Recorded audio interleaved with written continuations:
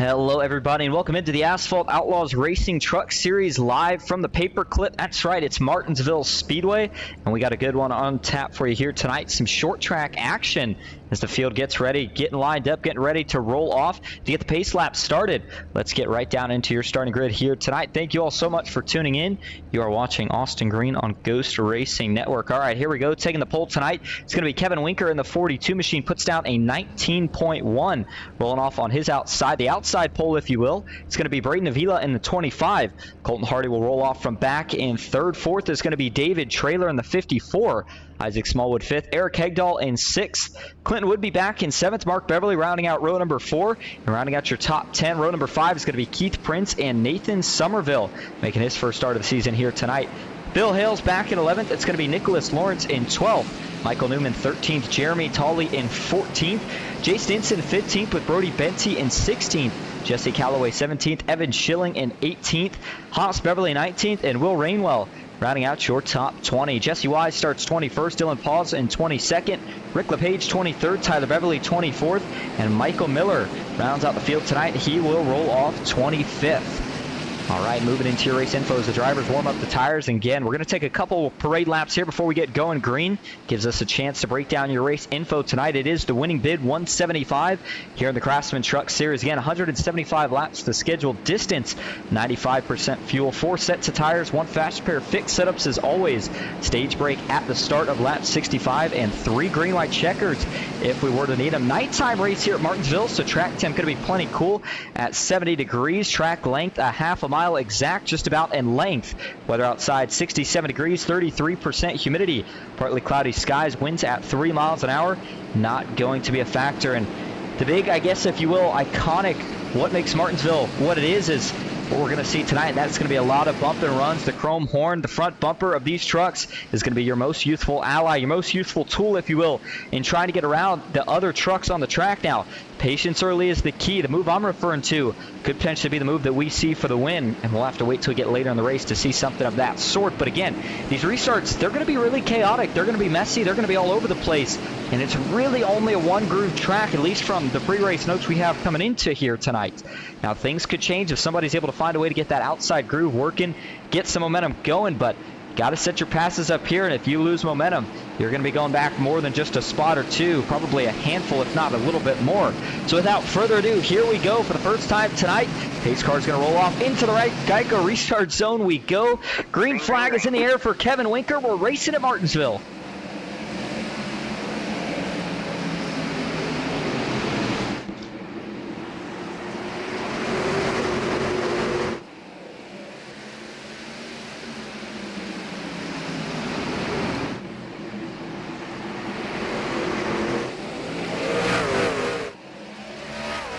First lap in the books, and it's a clean one for Kevin Winker, who's quickly able to pull out at least to a little bit of a lead as he jumps in front of the 25 of Braden Avila back in second. Now Martinsville a wide track, and maybe already a little bit of trouble. We got one truck off the pace. I believe this might be Will Rainwell in the 17, who's already come to a halt, and this is going to bring the caution out here, as I'm not seeing a ton of damage to the 17, but whatever the issue was, it was enough to draw the caution, as I believe he came to just about a stop on the racetrack there. And again, you see there's not much distance here on the track in terms of anywhere to go pull off on track, unless you go into the pits, of course. So with this being the first caution of the night, it'd be interesting to see what happened here to Will Rainwell.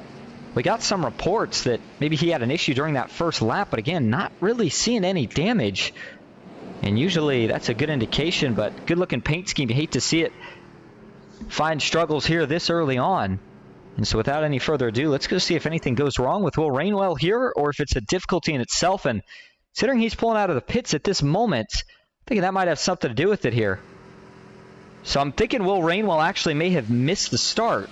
That would be the guess. Some sort of issue brought him down to the pits, and then as he comes out of the pits here, it's the perfect time. The field's all merging off. He's going to stay extra low, trying to stay way out of the way of everyone here. And it looks like he's bringing it to a stop before the pit entry here, rolling really slow.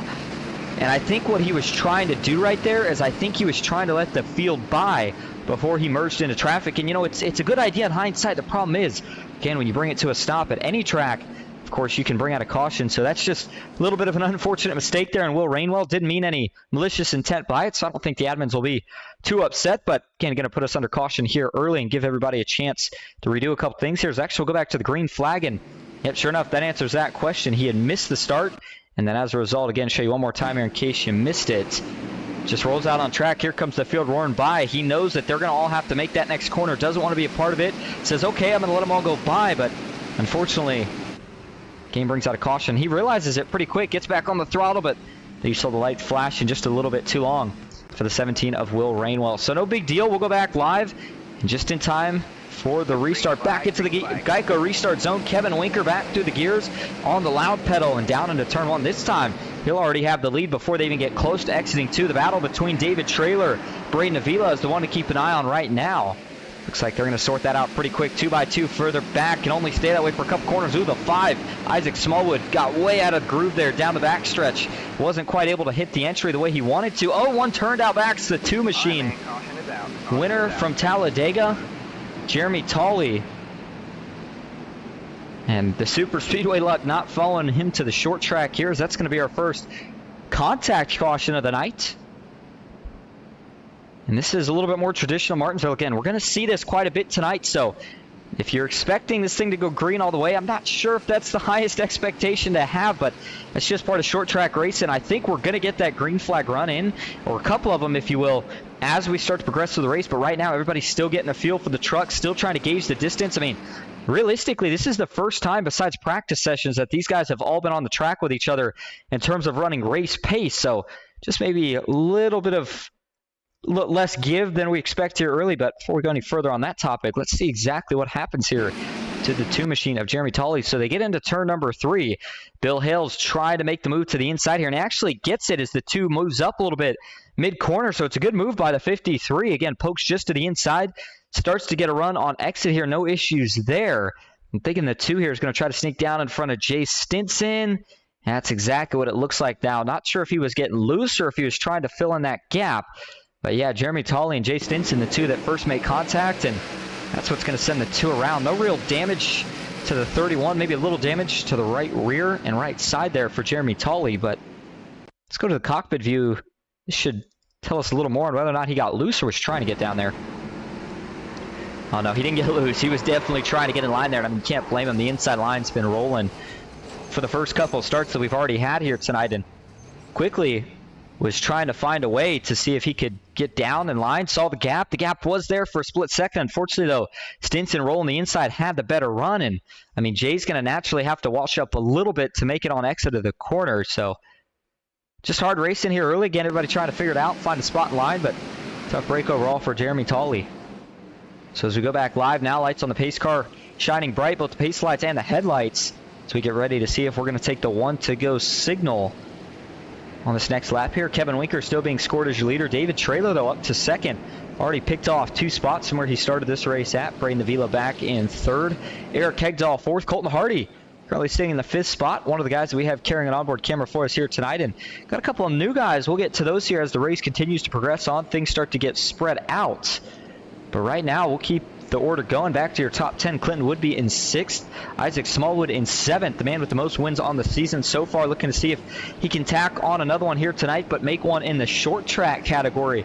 Of course, as we do make our first stop at a short track with Bristol Motor Speedway here, or excuse me, Martinsville here tonight. I was getting ready to say, Bristol Motor Speedway, the one maybe that you'd expect the guys would like a little bit more in terms of the short track category, but paperclip just as fun, but not quite as much banking, to say the least. And Bristol is on the schedule, but it will be late in the playoffs. So trying to get a short track win in the regular season, this is going to be the place to do it. We'll see who's able to get the job done here tonight. And then, of course, rounding out your top 10, Nathan Somerville, who, again, first start here tonight. And, boy, he is not disappointing right now on the 7 machine. Good-looking paint scheme. And right now he's got it up 2 positions from where he started in 8th. Mark Beverly back in 9th in the 13 truck. New scheme for him tonight as well. And the Black Rifle, number 8 Chevy Silverado of Nicholas Lawrence, currently rounding out the top 10. All right, pace car is going to make the left turn again. Already 12 laps complete. Majority of those been under caution, but we're going to see if we can start to rip out some of these green flag laps as the field works their way off of turn number 4 back into the Geico restart zone. Green flag back in the air at Martinsville. Kevin Winker, you can tell he's been able to time these restarts up pretty good here, at least early on, as he was already able to get in front of the 54 of David Traylor. Traylor, though, with a little bit of run off at 2. Further back, the action now between Eric Hegdahl, Colton Hardy. These two are going to have to settle out. Who's going to get the run for the inside line? Looks like Hardy's got it now. Ooh, trouble out back. Caution's back out. 3-truck pileup. Haas Beverly, Michael Miller. Or excuse me, Haas Beverly, Jesse Wise, and Rick LePage, rather. 24 there, LePage. 69 to Jesse Wise, and Haas Beverly in the 22. You'll hear me saying this quite a bit tonight, but again, doesn't look like much damage on really any of these trucks. I mean, it almost reminds you of bumper cars when you wreck here at Martinsville. You're going to go for a spin, maybe tag a couple more trucks lightly, but all in all, I mean, these trucks don't get, I don't even know if these guys hit much more than, they might hit just around 100 miles an hour by the end of the straightaway, but that's probably about it. So there's a good chance here that if you spin, by the time you get on the brakes, you're already slowed down enough where you're not going to hit anything too hard. Unless, of course, you have a major issue. So with that, let's see exactly where this one goes wrong. That's the 63 of Brody Benty running on the inside of Haas Beverly. And as they get down into the corner, this is where the contact first going to start. We'll go to the chopper view. And this is 63 just getting a little hot. Ooh, he hits the curbs and then gets up into Haas Beverly, sends him around. Then as Haas slides up, 69, 24 Jesse Wise. And then, of course, Rick LePage just really nowhere to go there. Innocent bystanders. And so watch the 63 here. So as they're getting down to the corner, again, it's a heavy braking zone. In fact, we'll go on board here with Brody Benty. Now notice those curbs. We talked about it's a flat track with no banking, but if you hit those curbs, those are higher up than the rest of the asphalt is. So it's going to get that truck out of shape. It's going to get it a little bit, it's not driving the way you want, certainly down in the corner if you hit those curbs. And there you see, he gets the left front on and just shoots the truck up the track. Haas Beverly at the same time is trying to turn down into the corner. And in all fairness to Brody, I mean, he's given as much room as he can here. And I think it's just one of those instances where the 22's working down. They're probably going to be okay. But then once the 63 actually makes contact with the curbs, that's where they are no longer okay. I want to see if we can look at this one more time from the chopper view, play it slow. Does Haas run him out of room here? Hey, a little bit. I mean, the 22 looks like as he's coming down there. I mean, I don't think he's going to be clear yet of the 63. Curbing certainly didn't help, but I almost think even if Brody doesn't tap the curbs there's going to be contact. And the 63 had been there going down the straightaway. I mean, he had that position sort of established, if you will. And I think Haas is just trying to make sure he's able to get the truck to rotate, keeping the truck to the middle at the highest through the corner. But once the contact is made, I mean, nothing more to it. One more look here from the TV static cam. Green. With that knowledge, go back live. His green flag is back in the air. Kevin Winker with another good restart.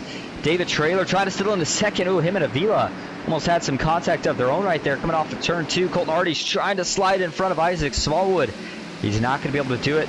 Colton Hardy will stay to the inside for now. How about the 5 truck here? Trying to work the inside. Hardy's got to drive it deep through the middle, but it's not able to work. I think that's the first pass we have seen in the few green flag laps tonight where the outside lane has actually been able to work.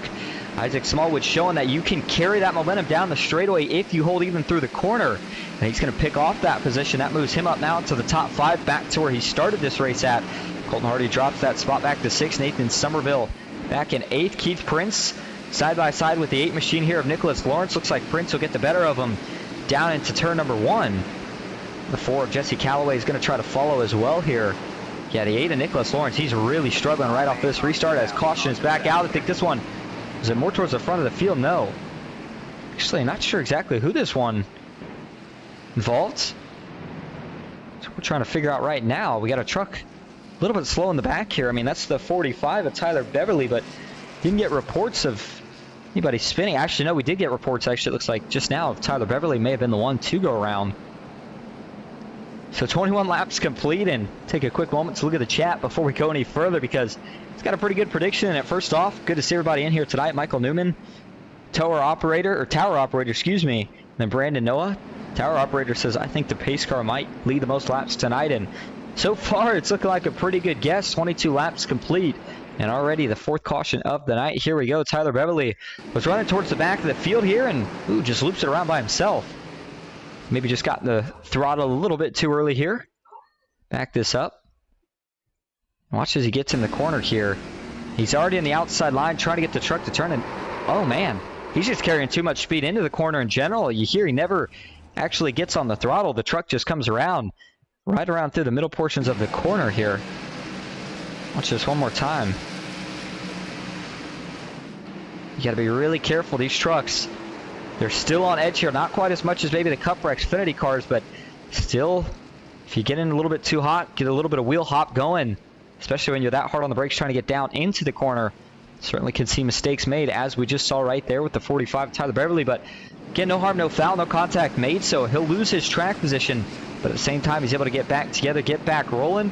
As up front, we get ready to get back rolling. I think maybe they did a little bit of a quickie caution here as the lights on the pace car are off. The 42, Kevin Winker, still leading. David Traylor on the outside. It's going to be the 25 of Brayden Avila and the 11 of Eric Hegdahl. Rounding out the top four. Watch for Isaac Smallwood now on the inside. We saw what he was able to do on the outside. Back into the restart zone. Green flag back in the air, Martinsville. This time there's a bit of a checkup further back. Everybody going to get on the brakes here down at the turn one, trying to avoid the checkup. Further back, almost trouble there with Jeremy Tolley in the 2. I think they were able to get through it clean. Looks like they were. Jay Stinson. Remember those two, a little bit of bad blood between them, but I don't think they're going to be too upset with each other. It's just hard racing. Nobody trying to do anything egregious there. And this time, Jeremy Tolley will be able to steal that position. Meanwhile, back up front, already bumper to bumper.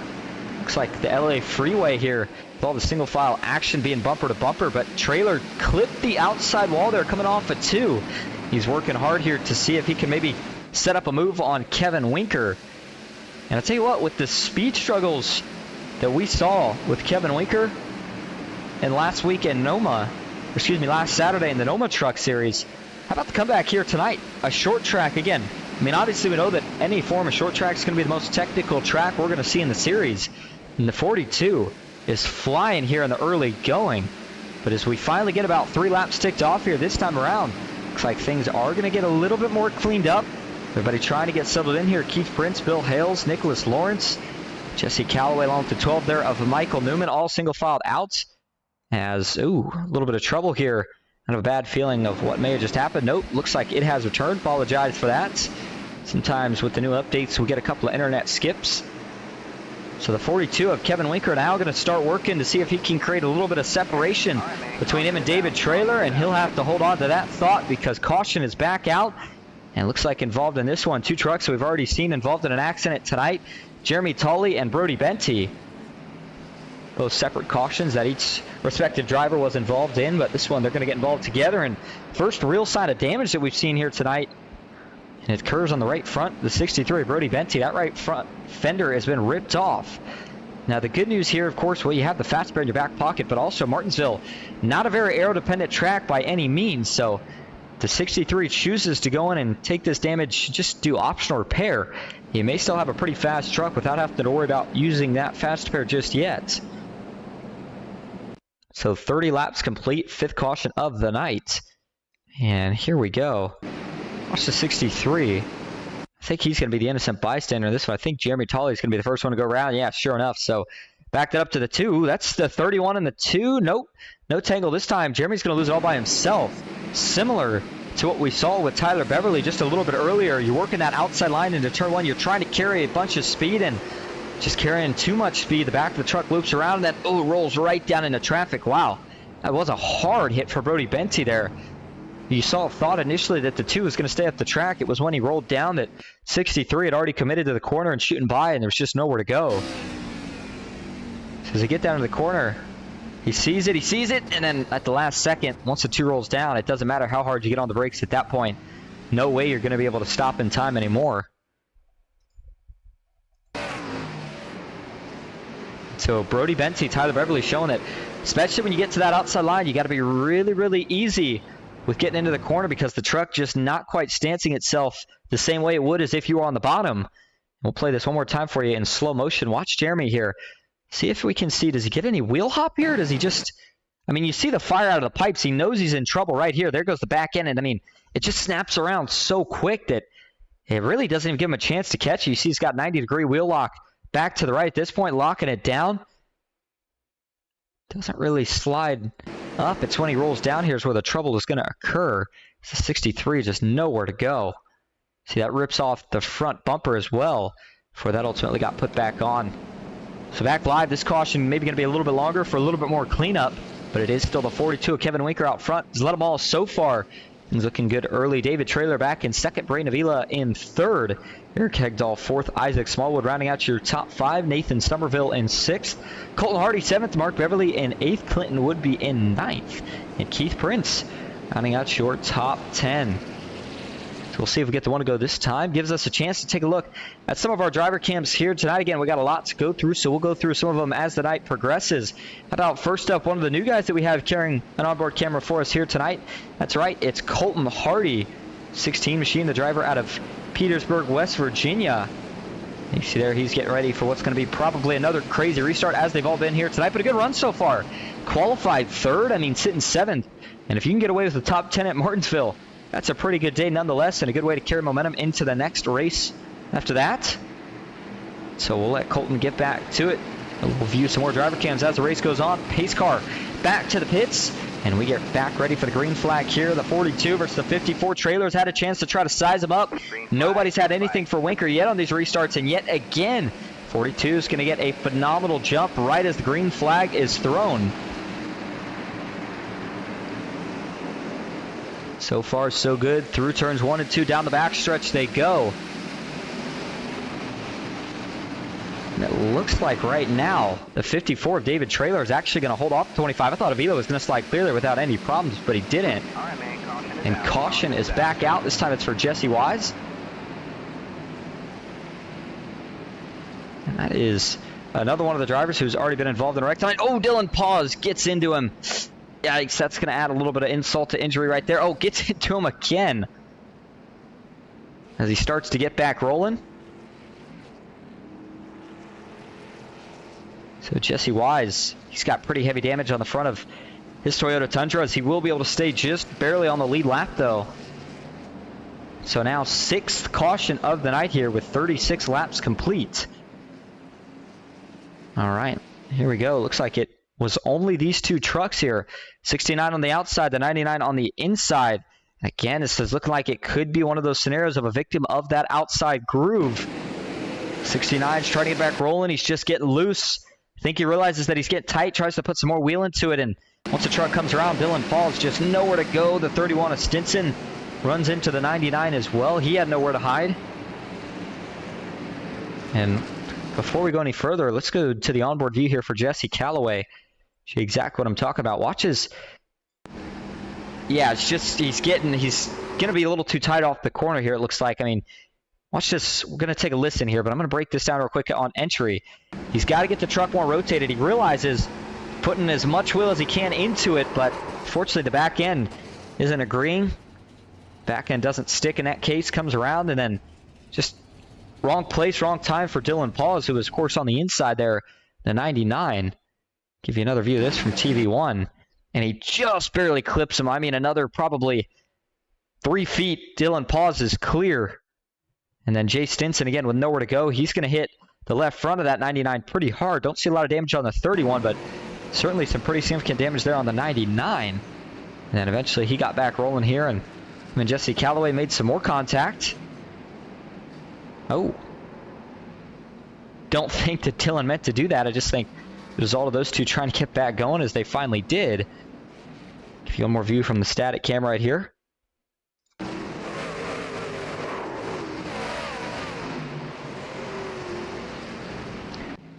All right, back live. Still no real strategy to be involved yet. I mean, 38 laps, and in terms of laps we've run under green, probably not more than about 15 or so right now.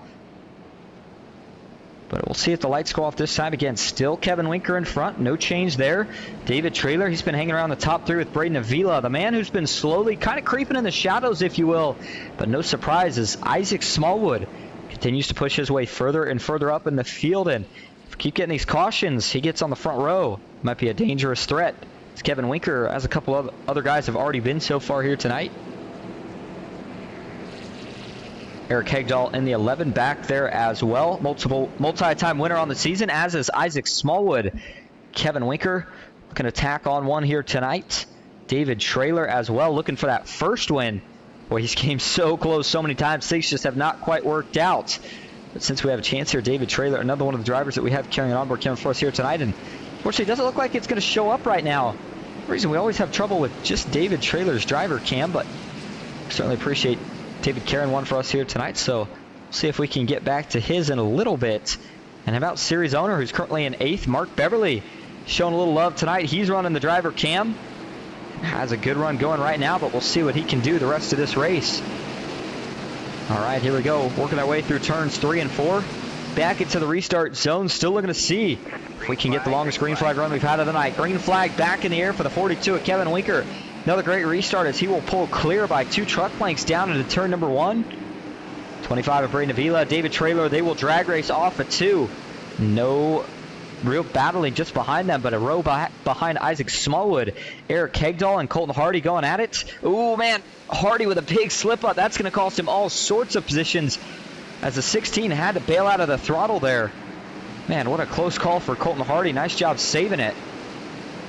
So up front, still a lot of 2x2 action. Everybody looking to keep it in shape this time. Avila and Traylor, though, still side by side. They have not been able to sort this thing out just yet. And so now this is the second time tonight we've seen somebody prove, Isaac Smallwood was the first man to do it, that you can roll this outside line. As long as you got the line to do it. Oh, and Avila slips up that time. That might have been all Traylor needs. Yes, he will get clear before they get down into turn number 3. Avila cuts him a little slack. So the 54 jumps down and will set his sights back on the 42 of Kevin Winker. Avila is going to lose another spot as well right there to Isaac Smallwood. And, I mean, that shows right there. He just barely slipped up. And look at all the momentum that he lost as he fell back now. Going to be under fire from his teammate here. Excuse me, not from his teammate, from Eric Hegdahl in just a moment. And actually was a teammate. I got confused for a moment because I was thinking of Isaac Smallwood, but looks like Mo Pala, more than just those two. Braden Avila tagging on, so you figure they're all going to have speed here tonight if one of them's got speed. And Isaac Smallwood starting to kind of lead the pack with the other top 2, Kevin Winker and David Traylor. So now they come across the line to complete lap 46. Further back, no real battling now as everybody's gotten single file and starting to get a little bit of spacing now finally between the majority of the field. By the way, Jeremy Tolley currently out of the race after the wrecks he was in earlier. Remember, only one fast spare, so if he had to use that, it would explain why we don't see him back out on track now. Kevin Winker starting to create a little separation now. The gap, 0.3 of a second between him and second place. David Traylor stretches out to almost half a second off of turn number 2. And we've seen a lot of tracks, and caution is back out. I was just getting ready to talk about tire saving, but we're going to hold that thought for now because it's not going to matter yet. This caution coming out. Will Rainwell appears to be the truck involved. 7th caution of the night. Again, don't see any damage. Will Rainwell, of course, brought out the first caution of the night after trying to kind of help the field up by letting them all by before he pulled back up into traffic. Unfortunately, just a little bit of a misunderstanding, mistake there, if you will. And unfortunately did cost the field to have to slow down for that first caution as the game detected a stopped truck on track. But I'm not thinking this one's just going to be as simple as a stopped truck. He was running by himself. Just loses it. A little bit of a different look, though, for the 17 than what we've seen for a couple other guys tonight. Not quite a carbon copy for what we see with, or what we saw rather, with Tyler Beverly and then the 2 of Jeremy Tolley. This one looks to me just like he's running the bottom and gets too loose, but I mean, he doesn't look like he's carrying way too much speed, but does he get a little wheel hop here? Watch the RPMs here as he gets down to the corner and take a listen. Yeah, he does. He sure enough does. Watch this. I'm going to play it slow for you. As he gets down in the corner, watch the tachometer. The big, or I guess not really too big, but the big gauge in the middle of your screen just under the steering wheel, and then the red tack that's pointing numbers. Watch it flicker right here. As he gets down the corner, boom, right there. See how it hops?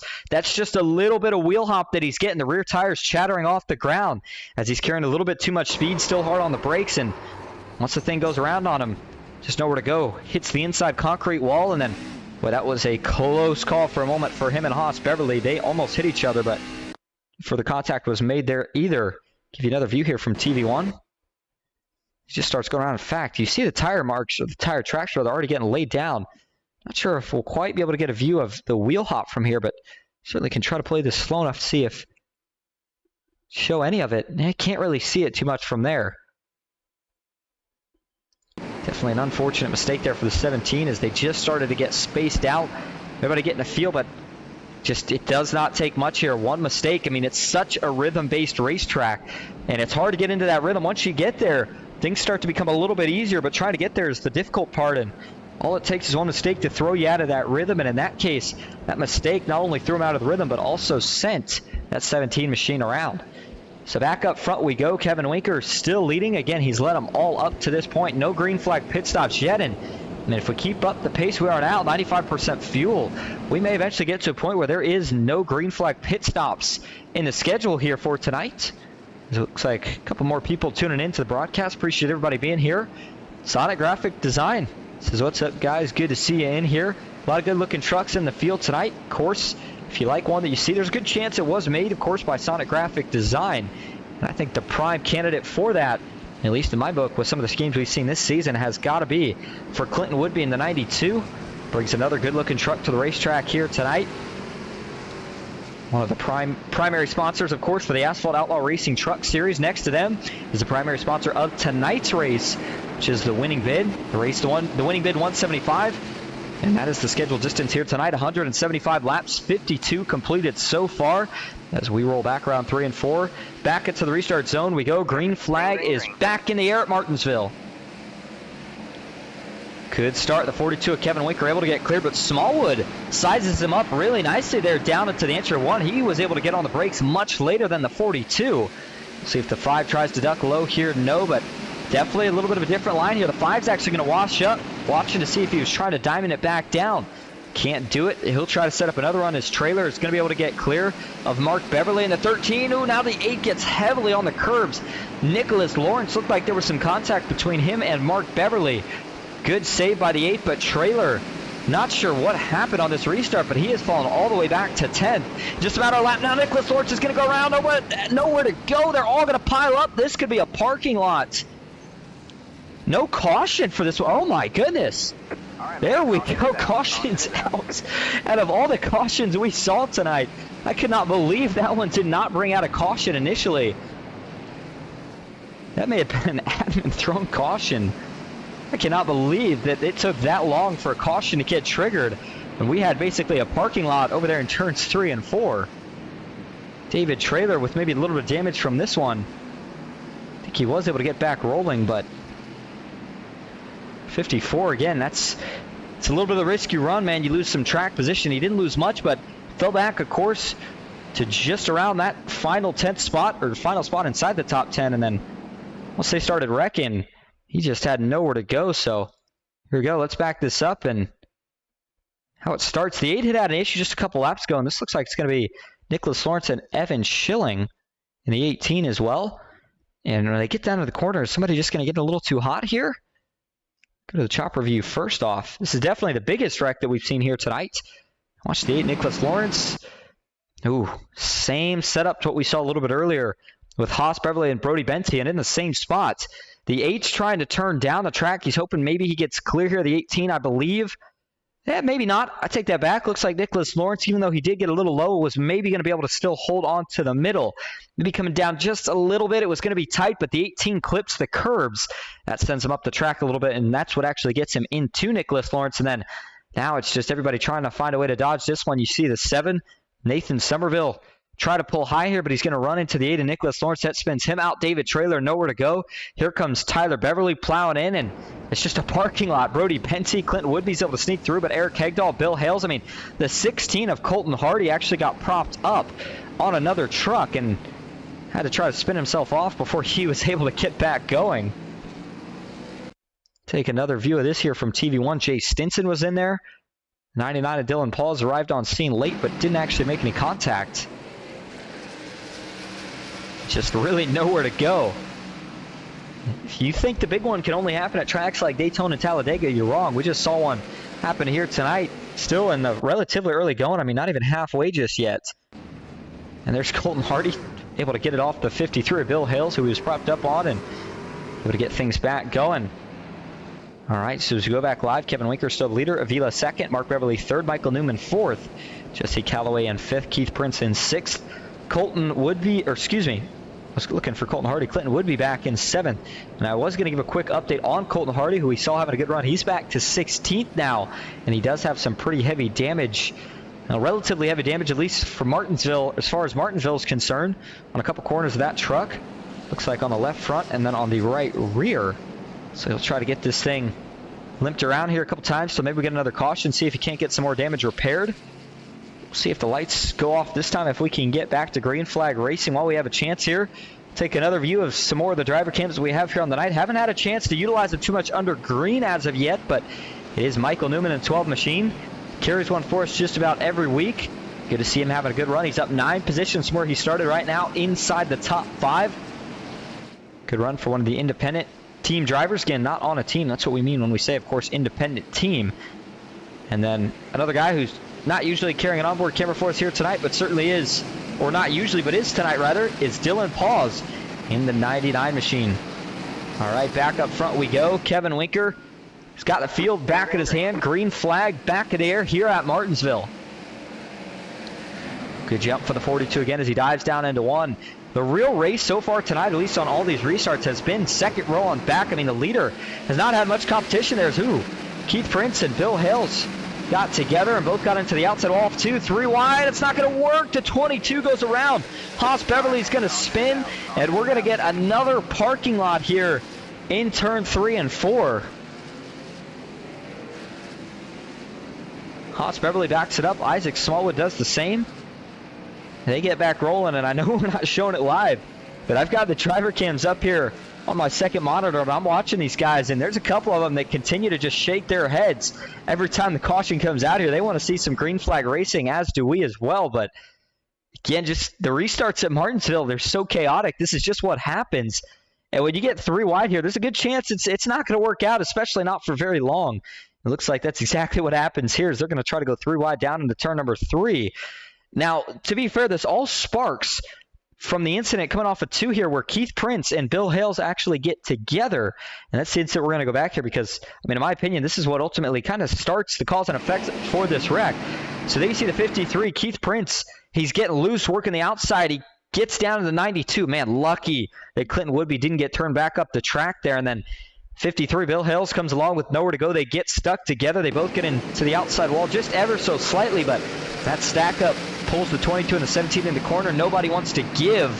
Will Rainwell on the bottom. Again, it's not much. They almost actually had a chance at making this, but watch, the 17's just going to clip the curbing ever so slightly with that left front, and that sends him up that foot or 2 that gets him into the 22, and once they're 3 wide, there's just going to be really no way to save this once you're running that close for Haas Beverly or Bill Hales.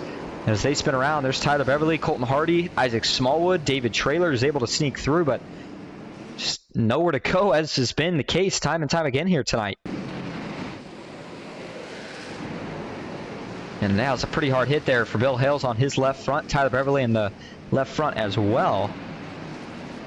Take a different angle of this one here. TV stack, then we'll go to the onboard view for David Traylor as the 22 spins around. And I mean, we've seen a wreck, I think, at just about every portion of each corner on this track so far tonight. Straightaways, we've even seen a couple of them. 18 of Evan Scheiling and Brody Venti in the 63 able to go around without any further incident. So as we do go back live up front, little strategy starting to come into play. Pit stops get mixed up. Guys trying different things here.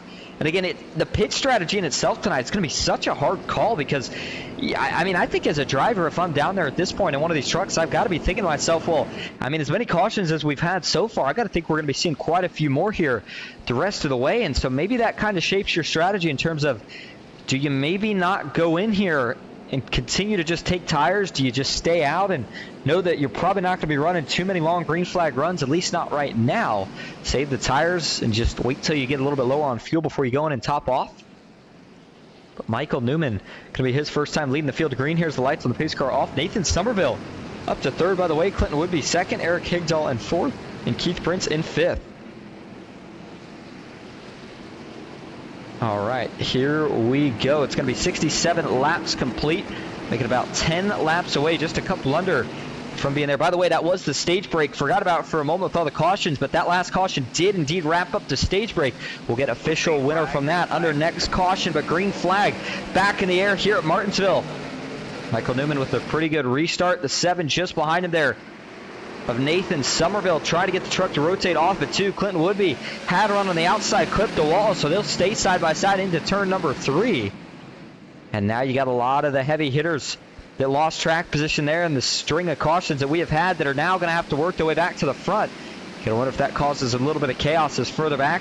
The 17 of Will Rainwell on the outside, the 53 Bill Hills on the inside. Stinson and Isaac Smallwood, they're going to duel it out as well. And that's the battle for 7th right now, or excuse me, for 6th, if you will.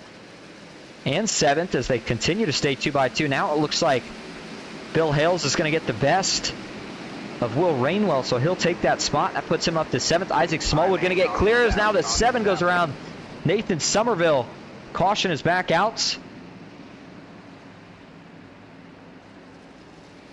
And it now makes it your 10th caution of the night.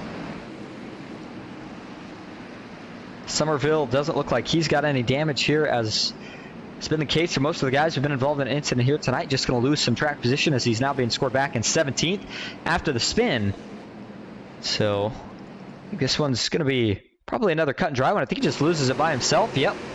Truck snaps around on him. Not sure if he got in the throttle or if it's just kind of a classic case of what we've seen a lot here tonight, and that's just trucks getting loose all by themselves in terms of carrying too much speed, a little bit of wheel hop. But this one was on exit, so yeah, I was going to say you wouldn't expect that wheel hop on exit, and that's not really the case here. He's just getting in the gas too early, starts spinning the rear tires, and the back end slips around. And I mean, he had the leader right in front of him. He was chasing Michael Newman, trying to stay extra aggressive.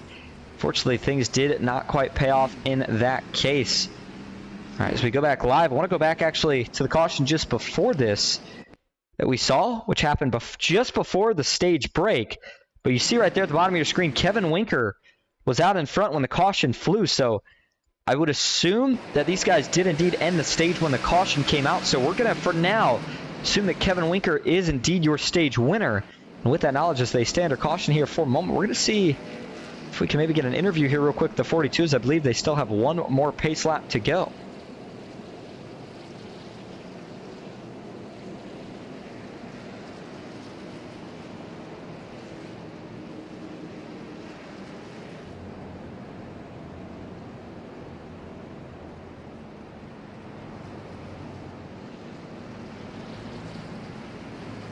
All right, here we go. It's been confirmed your stage, well, not stage 1, the only stage winner here of the night is indeed Kevin Winker, who of course was leading at the time of that caution that came out just before lap 65. We got a quick moment with him here, hopefully. Kevin, this is all set up in the booth. You got a copy? Yeah, I got you. Boy, it's been something different here tonight. I mean, already 10 cautions. We're not even halfway through the race. It looks like it's turned into more of a war of attrition than anything. And now that you've unfortunately lost the track position, how do you get it back after winning stage number 1?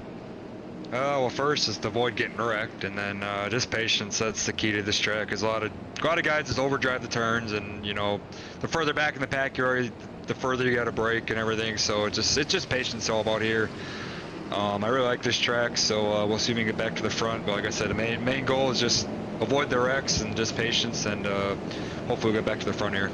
Well, I know we haven't had a chance to yet, but if we get to a scenario where we get a long green flag run here, what's the situation start to become with tires? How much do you save here on a long run to have something at the end? Or right now, do you just keep it all about battling for the track position? Big track position. I don't really think we're going to get too long of a run here. Just the nature of this track. Every league race that runs this, it's always kind of like this. So it's all just about, like you said, just surviving and being there at the end. All right, well, you survived it so far and looking pretty good, of course, with that first stage one. We appreciate you giving us a quick word, and we'll see if we're talking to you again at the end of this thing. Thank you. All right, there you go. Kevin Winker said it right there. First, you got to keep the truck clean, and then you got to work on the track position. Doesn't foresee any long green flag runs, and that's probably a pretty good guess. All right, here we go. 75 laps now complete. At the paperclip, green flag is back in the air. It's officially, as we cross the stripe next time, going to be 100 laps to go here in Martinsville. Michael Newman with a great jump right off the get-go. Just behind him, Hegdahl and Woodby battle off of 2, but Eric Hegdahl ripping the outside, was able to get clear of the 92 before they even got halfway down the back straightaway. So now that the 11's got clear, you got to think he's got probably one of the top 3 trucks here on the night. Question is, what can he do with it here? How hard does he fight to get the lead?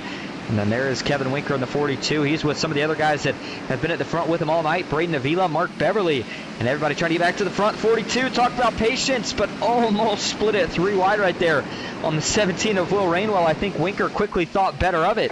He's going to try his luck here again, but he's going to have to hold off because caution is out further back. Haas Beverly in the 22 has spun around for, I believe, the 3rd or 4th time here tonight that he's been involved in an incident. One of the Asphalt Outlaw Racing teammates. Of course, one of the admins for the league, and he's got some pretty significant right front damage. As you see, in fact, the right front fender has been ripped off. So 78 laps now complete, as it'll bring out the 11th caution officially of the night. All right, let's go see what happens to Haas here. Back this one up a little bit further. So he was racing here around Tyler Beverly, his teammate, and then 4 of Jesse, I believe that's Jesse Calloway. Sometimes get the Jessies mixed up with the numbers, but yeah, that is indeed Jesse Calloway. And then we'll go first off here to the chopper view. So you see Jesse's on the inside, Haas is on the outside as they're getting down into the corner here. Haas not quite clear yet. Looks like Jesse's trying to hold on to the position and just doesn't quite work out. I mean, I do think there's actually a little bit of left rear neck code right there between the 22 and the 4, but I think they were, it's hard to say. Maybe they weren't going to make contact. I mean, the 4, once they get into the corner here, I think this is after they do make contact. Yeah, it is. Gets onto the curb. So that isn't really relevant in this case, but just, again, really tight quarters racing. Haas is trying to pinch the 4 down, wants to be able to keep his truck rotating through the corner as well, and the 4 of Jesse Calloway doesn't want to give up any positions if he doesn't have to here. So they go into the corner side by side, but they don't come out that way. Instead, the 22 goes around, as does the 45, and then there's the contact from the 24 of Rick LePage, which is what ultimately rips off the right front fender of Haas Beverly. He does a quick burnout, gets it spun back in the right direction, and it's ready to get back going. So back up front, Michael Newman still leading the way here, and this might be a good setup for Michael Newman. Honestly, again, I think at this point, if you've got track position, you got to try to play the strategy that most of the field is playing, which is going to be hard because if you're at the back, I mean, I don't see anything wrong here with just going back in, topping off on fuel, and maybe if we get a caution here, none of the leaders pit, come back down, take a set of tires, so when they do pit, you can, of course, flip that track position. But, I mean, as it stands right now, 81 laps complete. Still a decent amount of time here, of course, to get in a rhythm. Still a long green flag run awaiting us, but if I had to guess, I would say these guys could probably make maybe right around somewhere between 60 to 75 laps in terms of fuel. And so they're probably going to have to get to lap 100, 110 before they're good to go the rest of the way. Again, this is my general guess. Not 100% sure, but we'll have to see if things are to pan out here and we get a little bit of green flag action. But nonetheless, great time to go racing here on a Friday night. Hope everybody's having a good one, too. Good to see everybody out in the chat. Looks like we got a couple others tuning in. Bill Harkins says, dang, Bill can't catch a break. Well, he certainly got that right. Dominic Nicastro says, Stinson in the top 10, and Wild Will says, hang in there, Clinton. Well, I think that's the case for just about the whole field here tonight. Trying to hang in there. And if you can keep the truck clean, I'd almost be willing to put a little bit of a bet on the amount of trucks that have a fast spare by the end of this race, and it cannot be more than probably what you can count on your fingers, because we have just seen a ton of different incidents here tonight. Not a lot of damage, in fairness, but still a lot of carnage overall. Looks like bumper cars at a carnival for some of the wrecks we've seen when it's been a big pileup, but we're going to see if we can get another chance at a green flag run right here. Here we go. Michael Newman back to the gears. Ooh, a little bit of tire spin this time. Oh, wrecking out back. Kevin Winker's in this one. The 42 gets turned around on the front stretch on the restart. Kevin Winker, one of the favorites, and Bill Hales, another tough break for the 53. He said he needed to keep the truck clean, but fortunately wasn't able to do it, and he has got major damage. The suspension is all out of whack. The truck's crumpled up on multiple different sides, so the 42 is going to immediately take a dive down to the pit lane. He'll probably have to take his fast spare right here. I know he's still got it, but man, not only is this going to, of course, take that fast spare away, but it's probably going to cost him at least a lap here. As there you see Eric Hegdahl working by, and now it's also going to make him have to start all the way at the back. So, man, what a night it looked like it was going to be for the 42 of Kevin Winker. It's not over, but Boy, this is certainly going to be a tough mountain to climb from here. All right, going to the chopper view first. I think this is going to all start with the stack up right here, and that's exactly what it is. Colton Hardy in the 16, watch as they get to the restart zone. The 16, I think, isn't going to go. It's just a bit of a checkup there. Then it's an even bigger checkup. That's a really odd look. I want to go on board first with the 16 here. Colton Hardy to see, does he miss his shift, or is it a checkup in front of him that he's trying to counter? Watch Keith Prince, and then this is on board, of course, with the 16. I think he might have been in the wrong gear. Certainly what it sounds like, especially when he gets bumped, all of a sudden you see that tachometer jump. Yeah, I think that's what it was. I think Hardy was just maybe in the wrong gear, was pretty quick in realizing it, but unfortunately when you're running this close here and trucks with this much horsepower here, they're going to be able to get up to speed quick, so if you miss a gear, guy behind you, it's not going to take him long to get to your back bumper. There's Will Rainwell with the big stack up, and that translates back to Kevin Winker, the 13, Mark Beverly just behind him. Nowhere to go, hits him in the back, turns him down into the inside wall, and then you're going to see Bill Hales. Oh my goodness, brutal hit for Bill Hales. He must have got some help for him to be that far back and still hit that hard. Watch Haas Beverly here. I think he's going to maybe get into the 53. Yeah, he does. Bill Hales trying to check up and gets tagged by Haas Beverly. That's what sends him down hard into the 42. Major damage for both of those trucks as we get a couple more views of this one. There's the hit initially, and I think at that point he's okay. He's just going to lose track position, but this is the one right here. Boom. Big shot. Destroys the front suspension. Of course, gives Haas Beverly, looks like a little bit more damage there as well. Give you a view from the static cam. And if you're Kevin Winker, and I mean even Will Rainwell and Bill Head, there's just nothing you can do when there's a stack up like that. You can only stop so quick after you've put the loud pedal down to the floor, and it's just been that kind of night for a lot of these guys, and it seems like nobody's been safe. We've seen some of the guys that maybe haven't had the best night getting caught up in wrecks, and even the guys who have had a great night going now getting caught in wrecks here in the middle portions of the going. So it just continues to be a race all about survival. In fact, I think the only positions that have really been safe for the most part here tonight have been guys that have been in the top 3, maybe extending back to the top 5. After that, it's been a free-for-all. Just get what you can get before the next caution comes out. That's been the kind of night it's been so far. 12 cautions up to this point with 88 laps complete. Still haven't even hit the 100-lap marker just yet. All right, rolling back into the Geico restart zone. Michael Newman going to hit the gears again. Green flag back in the air at Martinsville. It's the onboard view at the 12. In fact, we're going to see if we can get a chance to ride on board here through Martinsville for a moment just before things get a little too crazy. There's the onboard with Michael Newman himself, but here's what the dashboard speed looking like. It's down to just about 60 miles an hour in the corner as they throttle up here down the front straightaway. About 120 miles an hour, so definitely a little faster than I thought the trucks got here coming into tonight, but running a nice steady line right now, not trying to overdo it. We heard Winker talk about patience, and right now Michael Newman was showing good patience here, but he's going to have to give that spot up as Isaac Smallwood makes the dive to the inside. He's got the better truck, at least it seems like for now, but Newman's going to try to fight back here as he now takes a dive to the inside. Now remember how good Smallwood's been on the outside all night. I was going to say I don't think he's going to have to worry about trying to pitch him too hard here, and he doesn't. He will be able to get clear without any issue. So now as the 12 drops back a spot, we turn our attention back to what the weather's looking like in terms of track temp right now.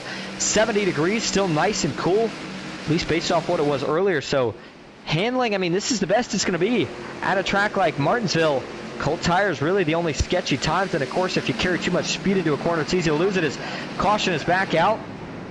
More trouble further back. Trying to figure out exactly who it was this time. I believe it was Nathan Somerville in the 7 truck. He is slow down the back straightaway.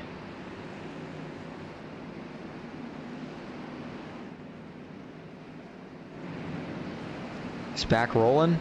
He crosses the stripe that time to catch the field. I'm looking here, and again, I don't see any damage on the 7, so sure it was probably not too hard of a wreck. Maybe another innocent spin. Let's see if there's any contact. Nope, just loops it around by himself. Oh boy, Will Rainwell. The man just on the outside of this. He's somehow able to do a Houdini act to jump just far enough to the outside to miss it. But we saw the 7 go around earlier, just trying to carry a little bit too much speed, and looks like it's going to be more of the same right here. This time, though, it's on entry, so you got to think you maybe got a little bit of the wheel hop and tries to save it. Initially looks like there's a chance, but truck just continues to rotate on him, and once it loops all the way around, at this point, it's just everybody scattering to miss him. He does a good job there initially of driving it back onto the curb, getting it spun around, and not having to worry about losing a lap. And that is something that you got to be wary of here at a track like Martinsville. Leaders will catch you quick, so you don't want to take too long sitting there contemplating the wreck. You got to try to get the truck refired and back going in a hurry. Watch the 7 here. Down the front straightaway on the inside here, so he's got to take a shallower entry. Oh yeah, he just gets into the corner way too hard now.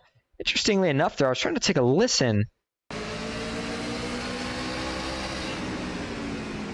Yeah, just gets in there way too hard. The back tires can't handle it. Hard braking. Tires start to bounce. The rear tires rather. Once he gets spun back around though, is able to get going again. Just maybe a set of tires that he'll have to take there. But, you know, when you only have 4 sets of tires with as many spins as we've been seeing tonight, definitely starting to wonder who's got tires left and how many tires everybody does have left in general. I think you got to at least probably at this point in the race have, I mean, honestly, I would say at least 2 sets left. But, I mean, with as many cautions as we're getting, I think contrary to what we would say in a lot of races, at a certain point you need to just stay out, even if you've got older tires, because track position is just way too hard to gain. That's what's been proven up to this point tonight. So we'll see if that's indeed how things play out. But Isaac Smallwood about first time to the lead here on the night. Michael Newman in second, Eric Hegdahl third, Clinton Woodby fourth, David Traylor in fifth. Well, for any Kevin Winker fans in the chat here tonight, things still not going too great for the 42 machine back in 22nd. The good news is though, he is on the lead lap, so now it's just all about trying to get that track position back, and he probably realistically needs a couple of cautions here, pick off a couple spots, get him grouped back up, get a couple more. I mean, restarts, as aggressive as they are, they're the best time to get your track position, but certainly doesn't want to get involved in another one as he has already had to take his fast pair here on the night. So as the lights are off, and we're going to get ready to go green again this time. Getting ready to cross that 100 lap mark, and that'll mean 75 laps to go on one of the trickiest tracks in all of the circuit. 5 on the inside, Isaac Smallwood, the 12, Michael Newman on the outside, back into the restart zone. We're going to go. Watch for the 5 to get a big jump. First time leading tonight, and he gets just that. Hegdahl's able to follow him too. The teammates, maybe a little coordination. Give him a little shot there as Keith Prince took a dive to the inside further back on the 31 of Jay Stinson. That move's going to work out well as the rest of the field all scrambles for position behind. Traylor tried to maybe think about a move there on Michael Newman. Couldn't quite do it, so he'll have to tuck back that line. Now the 12 is going to go for a slide. He goes around. They're all wrecking out back. The 31 goes around. Everybody else actually saves it. But Michael Newman, who had been having a stellar night up to this point, is going to get caught in the mess himself and attacks on yet another one of the trucks that we thought was going to have a great shot at it. So now with this caution, they will cross the 100 lap marker, 14th caution of the night. As everybody's slow here, I think they're waiting on the pace car. Back and get a quick view of this one here. Watch the 12 here. But 4 just loses it by himself. I'm thinking he just got in the throttle a bit too early. We've seen it with many different guys here tonight from just about any position. That's what it is. He gets in the throttle. Initially, it sounded like the truck was going to stick for him, but it just doesn't. And as a result, back end comes around, slides out, and is trying to save it, but unfortunately, just not going to be able to do so, and then gets tagged there pretty hard by the 31 of Jay Stinson. Got to wonder if that'll be a fast repair or not. So once he goes around, slides, gets barely tapped by Clinton Woodby, but then Jay Stinson, who also goes around, hits him a little bit harder there in the left rear. Go see if we can see this from the flagman's view. There goes the 12, and then you're going to see the 31 pile in as well. So Jay Stinson with pretty significant front end damage. Michael Newman may not have to use his fast fare as long as he doesn't have any wheel damage. But the back end certainly pretty bent up.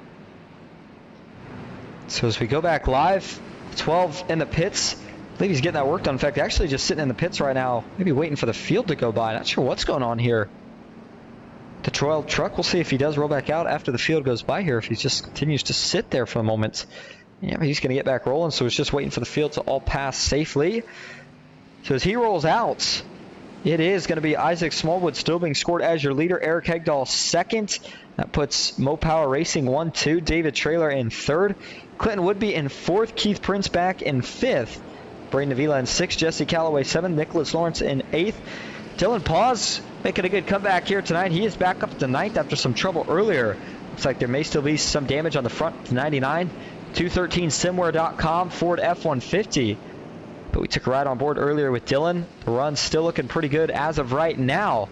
If he can break into a top 5, I know he'd be ecstatic, especially after the calamity that he's had to deal with here so far tonight.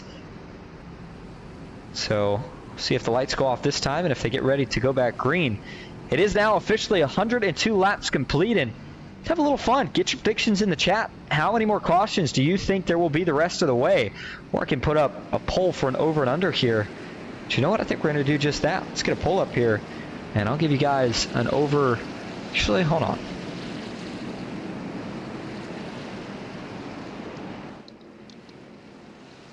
Let's see if get a couple guesses in here.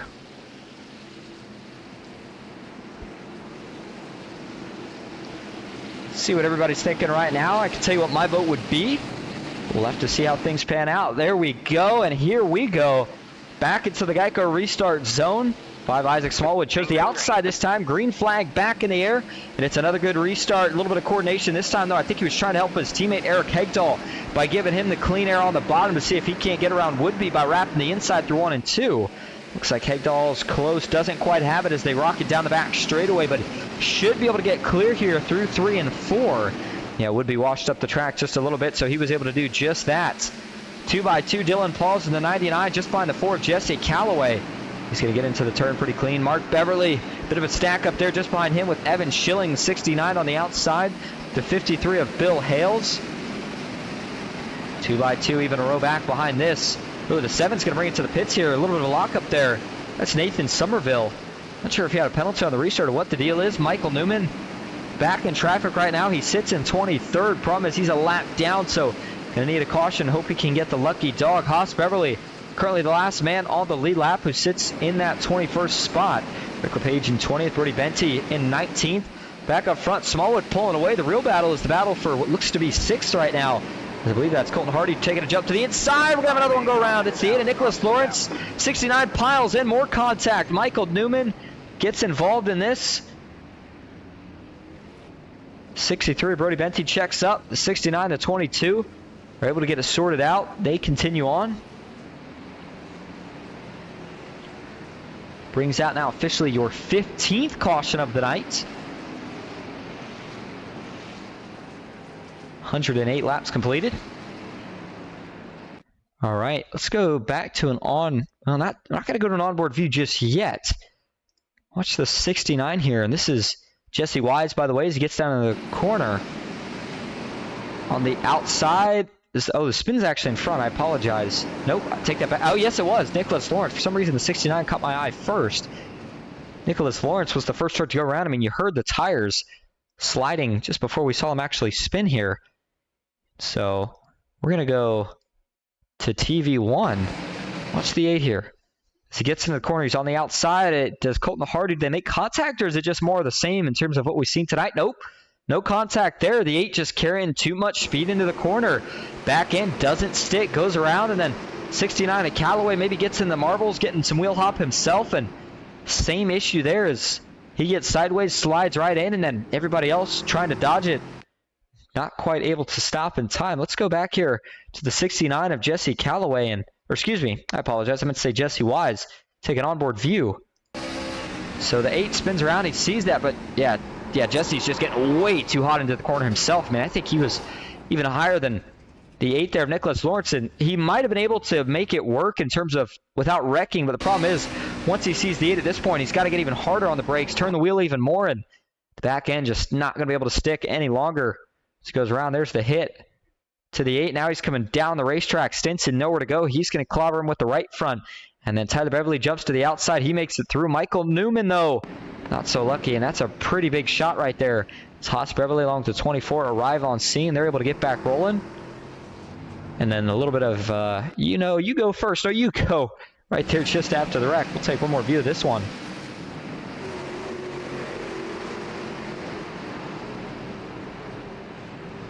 All right, so as we wrap up our 5th caution here of the night, good time to wrap up the poll as well. What you guys voted on, we said, will there be 5 more cautions tonight? So if we make it to 19, wow, well, we had 6 votes and we went 6 for 6, 100% say yes. So at this point, if we get to 19 cautions, let's see what happens. Josh Ledoux says, doesn't seem like anyone put in any practice laps with all these solo cautions. And, you know, it is interesting, Josh. I mean, I actually got, you know, sitting in the Discord and watching. These guys did put in practice throughout the week. There was a couple practice sessions up. And then, of course, the hour-long practice session before this, in which it was a very active session. It's just one of those things. I mean, Martinsville, it's such a tough track. And I do agree with what Kevin Winker said earlier. In a lot of leagues, I mean, I've done plenty of them. There's a lot of cautions at Martinsville. It's very rare that you see a league with no cautions. And it's one of those things where if we can get, you know, maybe 20 laps of green flag racing, the likelihood for caution decreases. But the restarts are just so chaotic and there's just so much going on. Still everybody fighting for position that I agree it doesn't take much to make a mistake. You got to be perfect. And there's been a lot of guys that have been just a little bit from that here tonight. And it has certainly shown with the cautions we've had. But nonetheless, the racing, when we've had it, still been decent. So here we go. 112 laps complete. 113 as they cross the stripe. Green flag back in the air. Good run through the corner for Isaac Smallwood. He'll pull away to a 2-truck length lead off of turn number 2. The field battling hard behind. I thought we were going to see some through wide for just a moment. You see the 11 and the 92. Clinton Woodby side by side with Eric Hegdahl trying to make the outside work. Oh, spinner in the back. All right, man. Caution back out. This time it's for the 45 of Tyler Beverly. And Tyler Beverly is able to quickly loop it back around. He had already had heavy damage. Certainly not going to help the case. I don't believe he got any help in this one. It certainly didn't look like there was any contact. I think he looped this one around by himself. On the outside again. Ooh, that's his teammate though, Haas Beverly. They were running pretty close. See if there was maybe just a little bit of argy-bargy right here through the corner. So the 45 tries to jump high. No, there's no contact there. It's a little bit of a checkup. I mean, the 45 is already carrying a lot of speed, and then he's got to try to go a lane higher here as the 22 starts to rotate and work his way back down the track so he doesn't hit him. And then once he gets up, the back end of the truck not sticking. Starts to loop around, and man, oh my goodness, Brody Penty. Really lucky, as was Jesse Calloway, to not get involved in this one. Take an onboard view here. The 45. Just comes around on him there. Not sure if this was a case of cold tires. It was in a little bit more of an odd spot, middle of the corner. Didn't look like there was much, if any, wheel hop, but truck still did go around.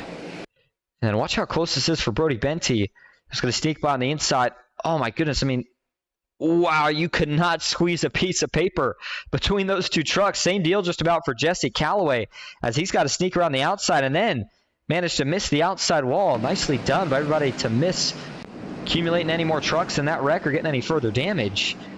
So now back live, lights on the pace car are going to go off. And interestingly enough, with all these cautions, one thing that I know we expected to see tonight that we actually haven't is a lot of lap trucks. The only guys who are not on the lead lap are guys who have had damage and similar stuff of the sort. Now, Michael Newman still a lap down, so even through these cautions, not been able to get his lap back just yet. Still working for Jeremy Tolley and Michael Miller out of the race. Early exits for both of those trucks. Here we go, 117 laps complete. Starting to slowly close down, wind down, if you will, towards the end of this race. Going to be 55 to go when we hit lap 21 rather. Green flag back in the air. It's another good jump for the 5 of Isaac Smallwood. Gets down into turn number 1. Nice and smooth. Eric Hegdahl trying to fend off this time David Trailers. Clinton Woodby had faded back a spot during that last green flag run. Wrecking out back to 63 of Brody Benty. Saul gets sideways. The 8 of Nicholas Lawrence and the 12 of Michael Newman involved in this one again. 17th caution of the night. Michael Newman gets back rolling, and the bad news here for Michael is that by being involved in this wreck, he is not going to get the free pass position. Ooh, wonder if he lost another lap there as well. Or the lucky dog rather, but wonder if he lost another lap here with the pace car getting in front of him before he was able to get back up to full speed. So Brody Benty, who we saw just narrowly avoid that last wreck, not going to get so lucky in this one, but this is going to be maybe a little bit of a chain reaction there. It starts with Nicholas Lawrence, I believe, on the outside. And we'll go to the chopper view here. Watch the 22 and the 8 through turns 1 and 2 here. In fact, we're going to go to Haas. So as they get into the corner, the 8 rolls the center really good. The 22's getting a little tight, starts to wash up, and boy, the 8 of Nicholas Lawrence just kind of trying to barge through there. Didn't really cut either of these guys much of a break. I mean, looks like he tries to split Haas Beverly there on the inside.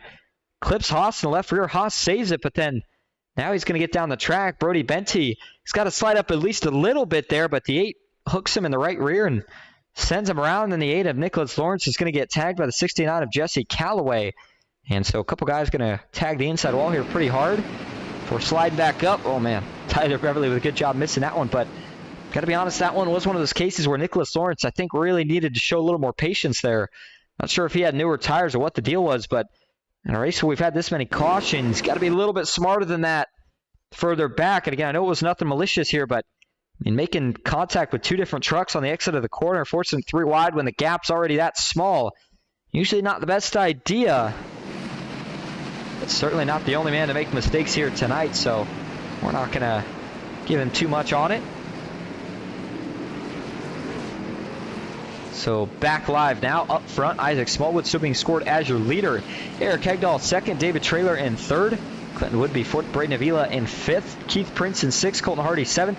Jesse Calloway eighth, Mark Beverly in ninth, and Dylan Paws still rounding out your top 10. Going to be going back green this time again. This time we're going to take a view from the TV3 cam so we can get good angles of the entire field. It was a small field tonight, mind you, only 25 trucks. But again, Michael Newman, by the way, did not get his lap back. Back into the Geico restart zone we go. Green flag is back in the air. 123 laps complete at Martinsville. Clean go this time through 1 and 2 for the top 5, as has been the case most of the night. Eric Hegdahl trying to get clear. Woodby not quite there through 1 and 2 or down the back, but as they work through 3 and 4, is he going to get the run? He does. Keith Prince this time goes around. Caution is back out.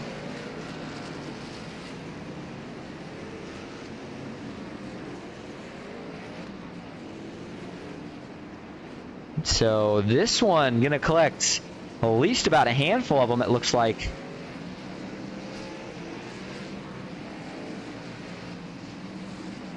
And so now it'll put us in a restart with less than 50 laps to go. Boy, yeah, the names are stacking up on this one of guys that were involved. So this was going to be a pretty big wreck here from the looks of it. Jesse Wise in the 69. Was he the first one to go around? I didn't think he was. No, it was Keith Prince, who we actually saw as the first one to go around. He ended up, to a degree, driving away from this relatively unscathed. Can't say the same for the rest of the field. So let's see first how this whole thing starts. Keith Prince in the 3 trucks. Is he going to get a little help here from Colton Hardy? I think he just might. Let's go to the chopper view. As they work their way through 3 and 4. The 16 gets in the corner fine here. No contact. Doesn't look like he hits the strips, but he's just washing up a little bit. I mean, the 3 is running a little bit low, but Keith is still holding his lane, it looks like, in the middle. And again, the 16 didn't wash up much, but when you're running that tight, it doesn't take much. And once he hits him in the left rear, that's going to send the 3 truck of Keith Prince around. He gets T-boned by Mark Beverly, but that straightens him out ultimately. And then they see Jesse Calloway, Dylan Paws make some contact. But then after them here, I think it's Jesse Wise and company who are going to make even more contact behind this wreck. You saw the 69 there did come to a stop. So watch this from TV3 here. There's the initial contact. And then here's the secondary contact. Just a bunch of bumper checking, brake checking, everybody trying to miss it. And another parking lot looking scene on the front straightaway as Jay Stinson, Michael Newman get back rolling. I believe that's the 8 back there of Nicholas Lawrence as well, who was involved in the last caution. But I don't think he got any damage from this one. Give you another view here from the TV static cam. So we'll get ready for the green flag again. One thing for sure is Martinsville has not been too friendly tonight to the Asphalt Outlaw Racing Truck Series drivers.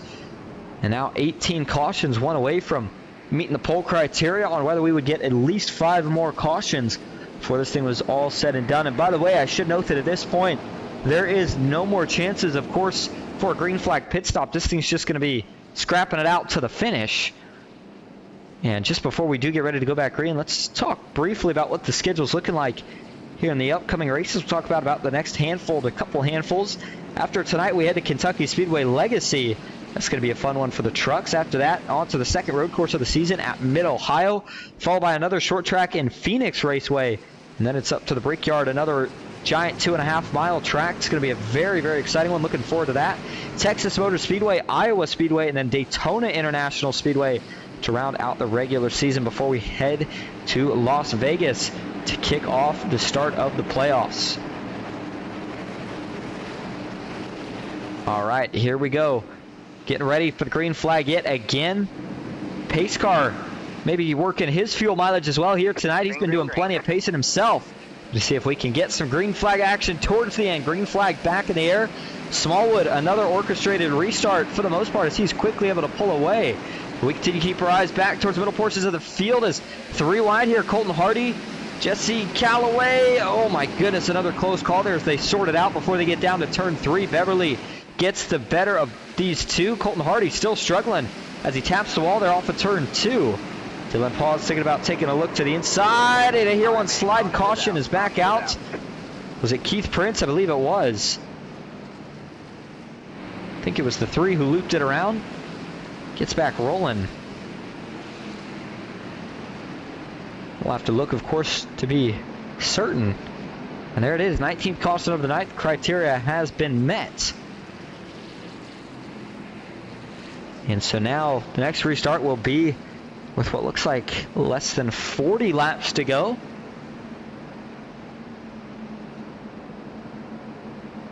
Let's go back and take a quick look at this one.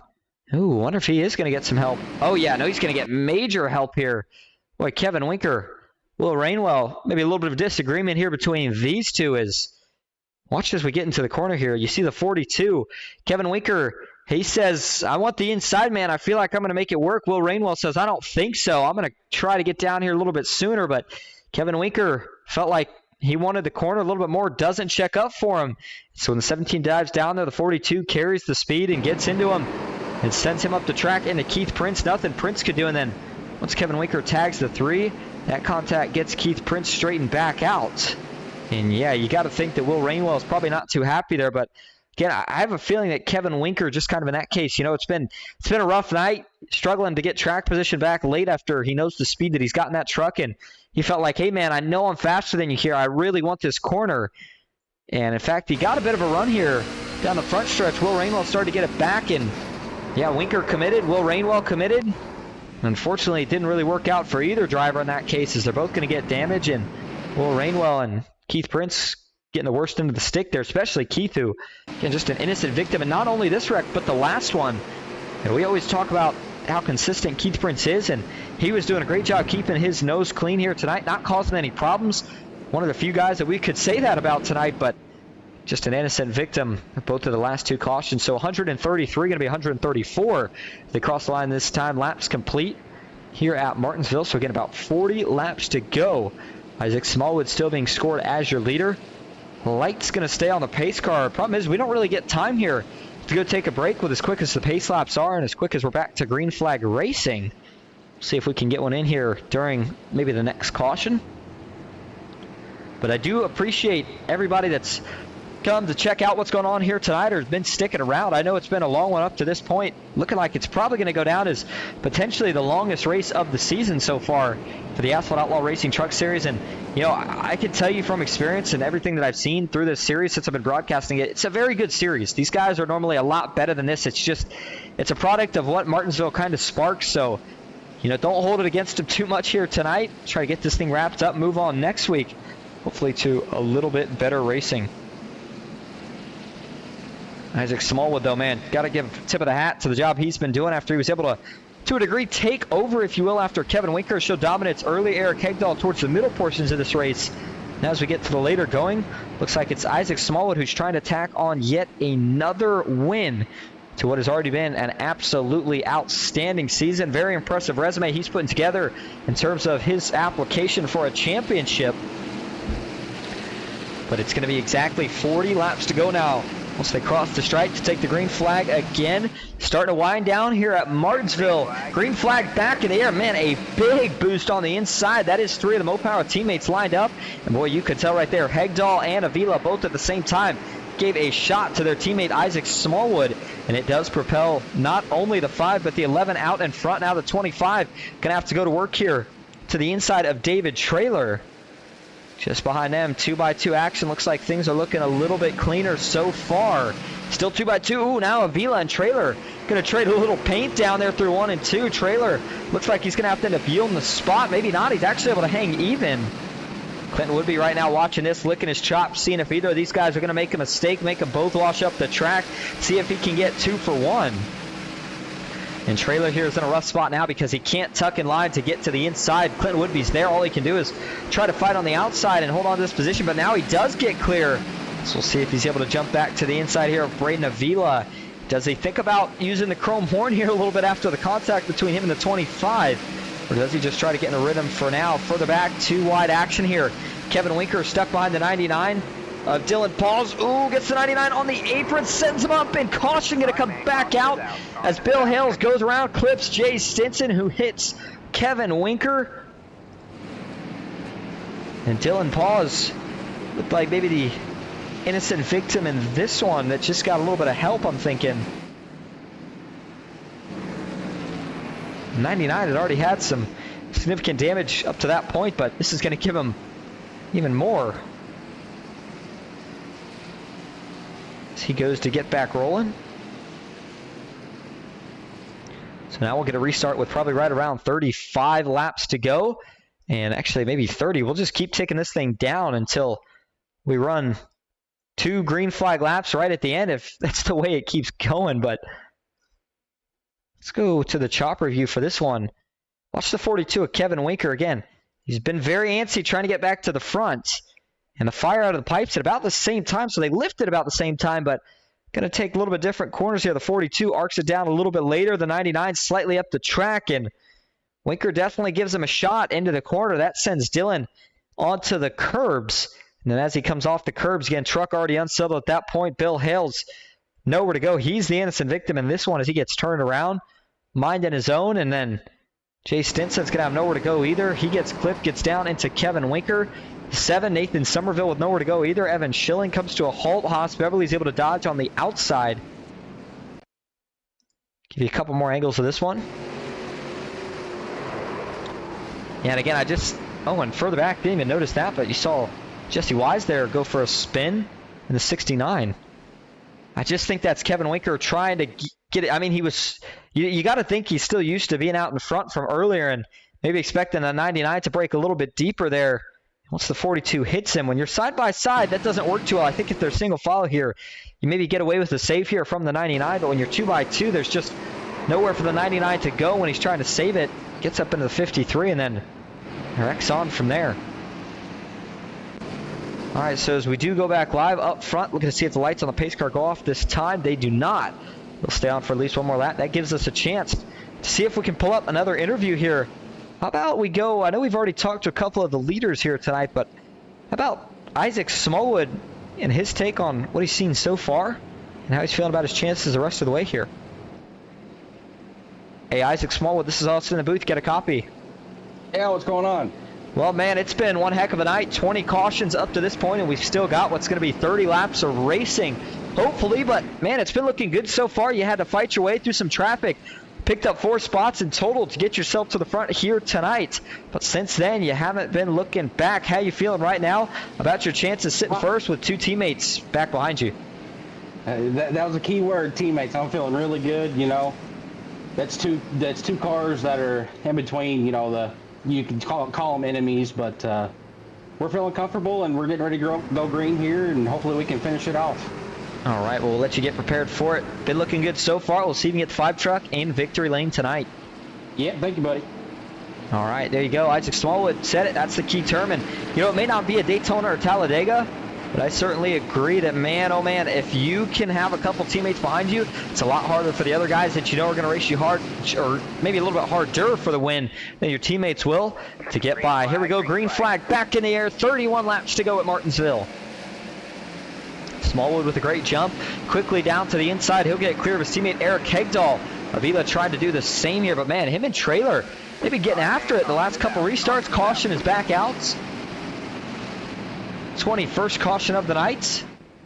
And looks like the 45 of Tyler Beverly went around in this one.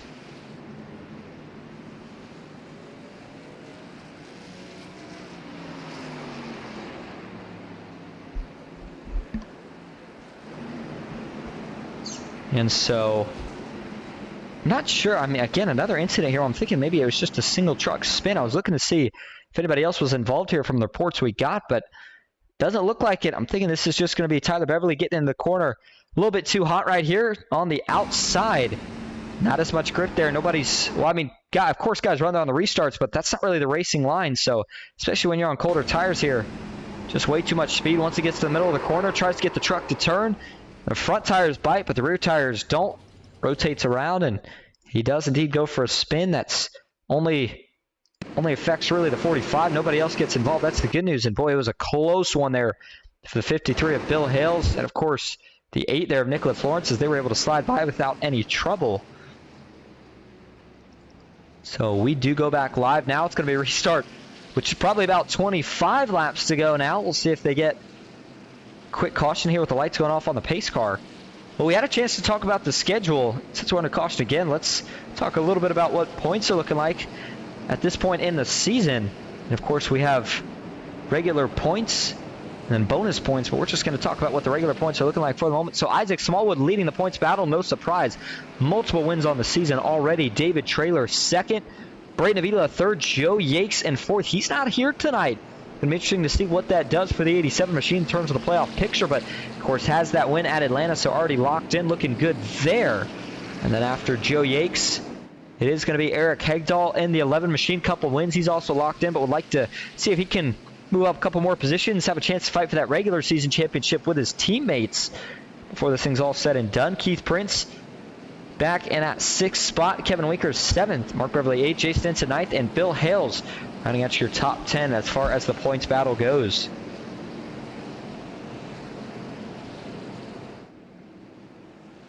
All right, and for anybody that's just tuning in, again, we appreciate you being here. Wrapping up the 21st caution of the night here at Martinsville.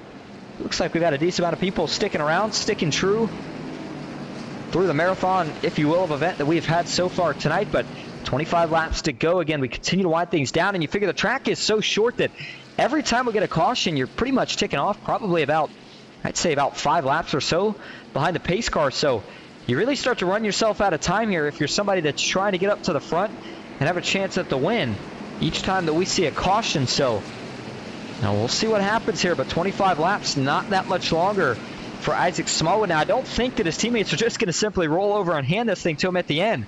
They've been showing a lot of poise, a lot of coordination so far, but as we get closer and closer to that lap 175 marker, the checkered flag, the end of the race, I think you're going to see the aggression level here from Eric Hegdahl, especially maybe pick up as he tries to see if he's got anything for his teammate. All right, here we go. 2 Chevys on the outside, Ford and a Toyota on the inside. Green flag back in the air, Martinsville, 25 laps to go. Good restart. Smallwood going to get cleared down into turn 1. Hegdahl, a little bit better of a restart that time. He's able to clear Avila again. Trailer not going to be able to hang quite even with the 25 this time.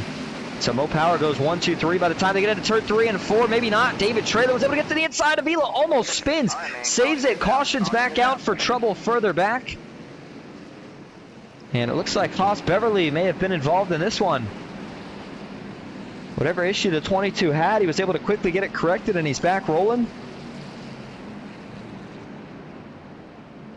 22nd caution of the night.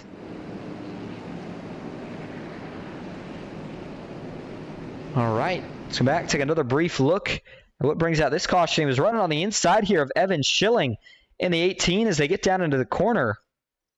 I'll go to the chopper view. Oh, man. Oh, my goodness. Haas gets way too much speed into the corner. And you can tell he realizes it as soon as it happens. I mean, just runs way, way too deep into the corner here. And it's hard. I mean, sometimes you get a little bit of the tunnel vision, and if you miss your mark by just a couple feet, that can mean a lot here, especially with how much speed you have to scrub off by the time you get into the corner. And I mean, just nowhere close to making it stick that time. Gets into the 18 initially here. Somehow, though, Evan Schilling is going to be able to, I think, avoid going around in this one. Yeah, he sees it coming, so he goes extra high, and then the 22 spins out.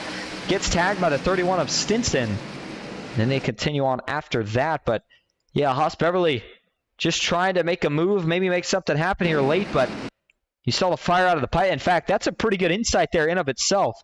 Watch this here. We'll play this back slow again for you. Watch the fire to the pipes of everybody else, and watch the 22 right here. Watch the 18 especially. There's the fire to the pipes from just behind Haas Beverly, just now getting out of the throttle. And, I mean, the guys behind him had let out before he did, so that gives you some insight into just how hard he was trying to get into the corner.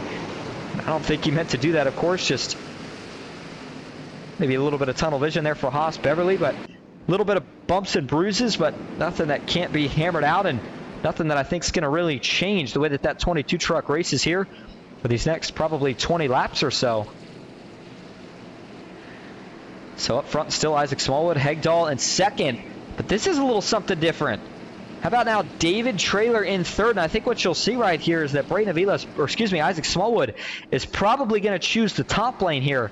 That would give Hegdahl the bottom, and then that way Traylor would be trapped behind his teammate. Those two could maybe go 1-2 right here off the restart. And then Braden Avila is going to try to fight David Traylor pretty hard, as he has on just about every restart up to this point, to try to see if he can hold him off, get in line, and make Mo Power again go 1-2-3. Jesse Calloway, what a run he's having through all the chaos here tonight. Currently sits in the 5th position. He's up 12 spots from where he started this race at. Just behind him there is going to be Clinton Woodby back in 6th, Mark Beverly in 7th, Colin Hardy 8th, Kevin Winker 9th, and Nathan Somerville trying to make a good recovery here in 10th, Keith Prince 11th, Will Rainwell 12th, Michael Newman in 13th, Evan Schilling 14th, Brody Venti 15th, Jay Stinson in 16th, Dylan Paws 17th, Jesse Wise in 18th, Nicholas Lawrence in 19th with Rick LePage in 20th, Bill Hales 21st, Haas Beverly 22nd, Tyler Beverly back in 23rd, Jeremy Tolley in 24th, and Michael Miller in 25th. All right, here we go. Going to be 19 laps left. We take the green flag this time. Working their way through 3 and 4. Field in the hands of Isaac Smallwood, who chose the outside. Another good coordinated restart. Green flag back in the air. David Traylor nowhere to go. It's Hegdahl. Not quite the best restart that he wanted to get. And that allows Braden Avila to really roll the outside. Does he get clear Traylor? He does. Boy, what a restart that time for Mo Powell. I think they may have set that up a little bit intentional there, with Eric Hegdahl getting a little bit of a slower start in order to get Braden Avila clear down the next straightaway. Traylor, though, not going to play this game for too long. He knows he's got a pretty fast truck. If he can get something to work, try to make a dive to the inside. Didn't work. And now he's going to lose a bunch more momentum as he falls back. Caution is back out. As it's the 69 of Jesse Calloway who goes around. Jesse Wise, excuse me. The 4 is Jesse Calloway. And so, one of the Toyotas that we have in the field tonight. So now it is 17 laps to go, 23rd caution of the night.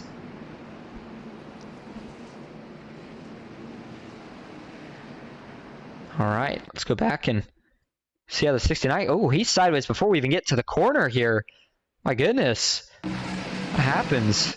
Well, there's a checkup just in front. The 69 runs into the 99, and then that actually sends him around, gets him hard into the inside concrete wall. That's probably the biggest hit we've seen tonight. And then sends him into Bill Hales, who had nowhere to go. And then there you see the 99 of Dylan Paws going for a spin. And what in the world caused a checkup this big before we even got to the corner? See if the chopper view shows us anything more. So here we go. The 99 is going to try to take a dive to the inside here. Starts checking up early. I think maybe he saw the 63 of Brody Benty bailing out in front. And I mean, you know, the 69 was there at the time. Looks like he's going to drop back down the line, but then I feel when Jesse sees it, he tries to check up, but it's just unfortunately not enough time to do so. Too little, too late. And again, that was a really, really hard hit to the front of the 69. In fact, let's go to the onboard view here, the roll bar. As this all plays out. And Bill Hales, of course, came along with nowhere to go either. It's right where that concrete pokes out a little bit. Safer barrier just about down the entirety of the front stretch, but not right there. And there was the hit indeed for Dylan Paws. I want to see Again, I know he spun afterwards, but this is just a really, really odd look here. Brody Benty doesn't have any issues getting off the turn. You see the 63 clear up, but chooses not to take it. Yeah, I'm just not sure there. Maybe a couple guys with different braking zones, and you have two guys braking at different points. They're going to converge somewhere. In that case, they did just that. So a couple guys in the pits, Tyler Beverly, Jesse Wise, working their way out, as it is still Isaac Smallwood leading the way now. Going to be 13, looks like probably 12 laps to go when we get the green flag. And back in second is going to be Eric Hegdahl, Braden Avila third, David Traylor fourth, and Clinton Woodby heading out to your top 5. Okay, so as it stands now, again, this is a long ways away still, but remember, we are not going to make this race official until we officially get to the white flag or go 3 times in overtime. However, we are starting to get close to the point where we might start to dip into those overtimes. You get 3 attempts. See if we can wrap this thing up under a natural finish. Again, the scheduled distance was 175 laps, and I believe that we have genuinely ran more caution laps here tonight than we have green flag laps. Not something we're used to seeing, but just been a bit of a rough night here, of course, with Martinsville, but we'll be back next week, hopefully with some better racing, as we won't be back at a short track. We'll be back to a track that's a little bit more these guys' style with Legacy, Kentucky. Good 1.5 miles for the trucks. Make sure you tune in for that one. All right, Isaac Smallwood on the inside, Hegdahl on the outside. They've orchestrated every restart so far. Can they do another one? They sure can. Oh, Traylor with a little tire spin. He tried to get a push to Eric Hegdahl. Not the start he wanted. They're going to almost fan out 3 wide just behind. The 4 of Jesse Calloway was able to slide in line just before the contact occurred right there. Blink cam further back. The disorganization is starting to organize out just ever so slightly. Up front, Isaac Smallwood pulling away to about a 3-truck length lead. Colton Hardy side by side right now with the 13 of Mark Beverly. And oh, another close call. Winker gets into the back of Hardy. The 7 has to bail high. Kevin Winker trying to make a late charge back to the field after all the trouble he's had here tonight. And now almost gets into Mark Beverly. Oh my goodness. A lot of tight racing there. Through turn 3 and 4, Beverly's going to have to give up the position. There's a side-by-side view of Mark Beverly and Colton Hardy. So now Kevin Winker will set his sights on Colton Hardy, who picks up another position, but cautious back down as Braden Avila went around. That's one of the Mopower Racing trucks. And oh boy, has this thrown a twist in the plot. Not sure if he was able to get back rolling yet, but he is now all the way back to 20th. And after so many coordinated restarts, they were looking so good for the finish. And not anymore.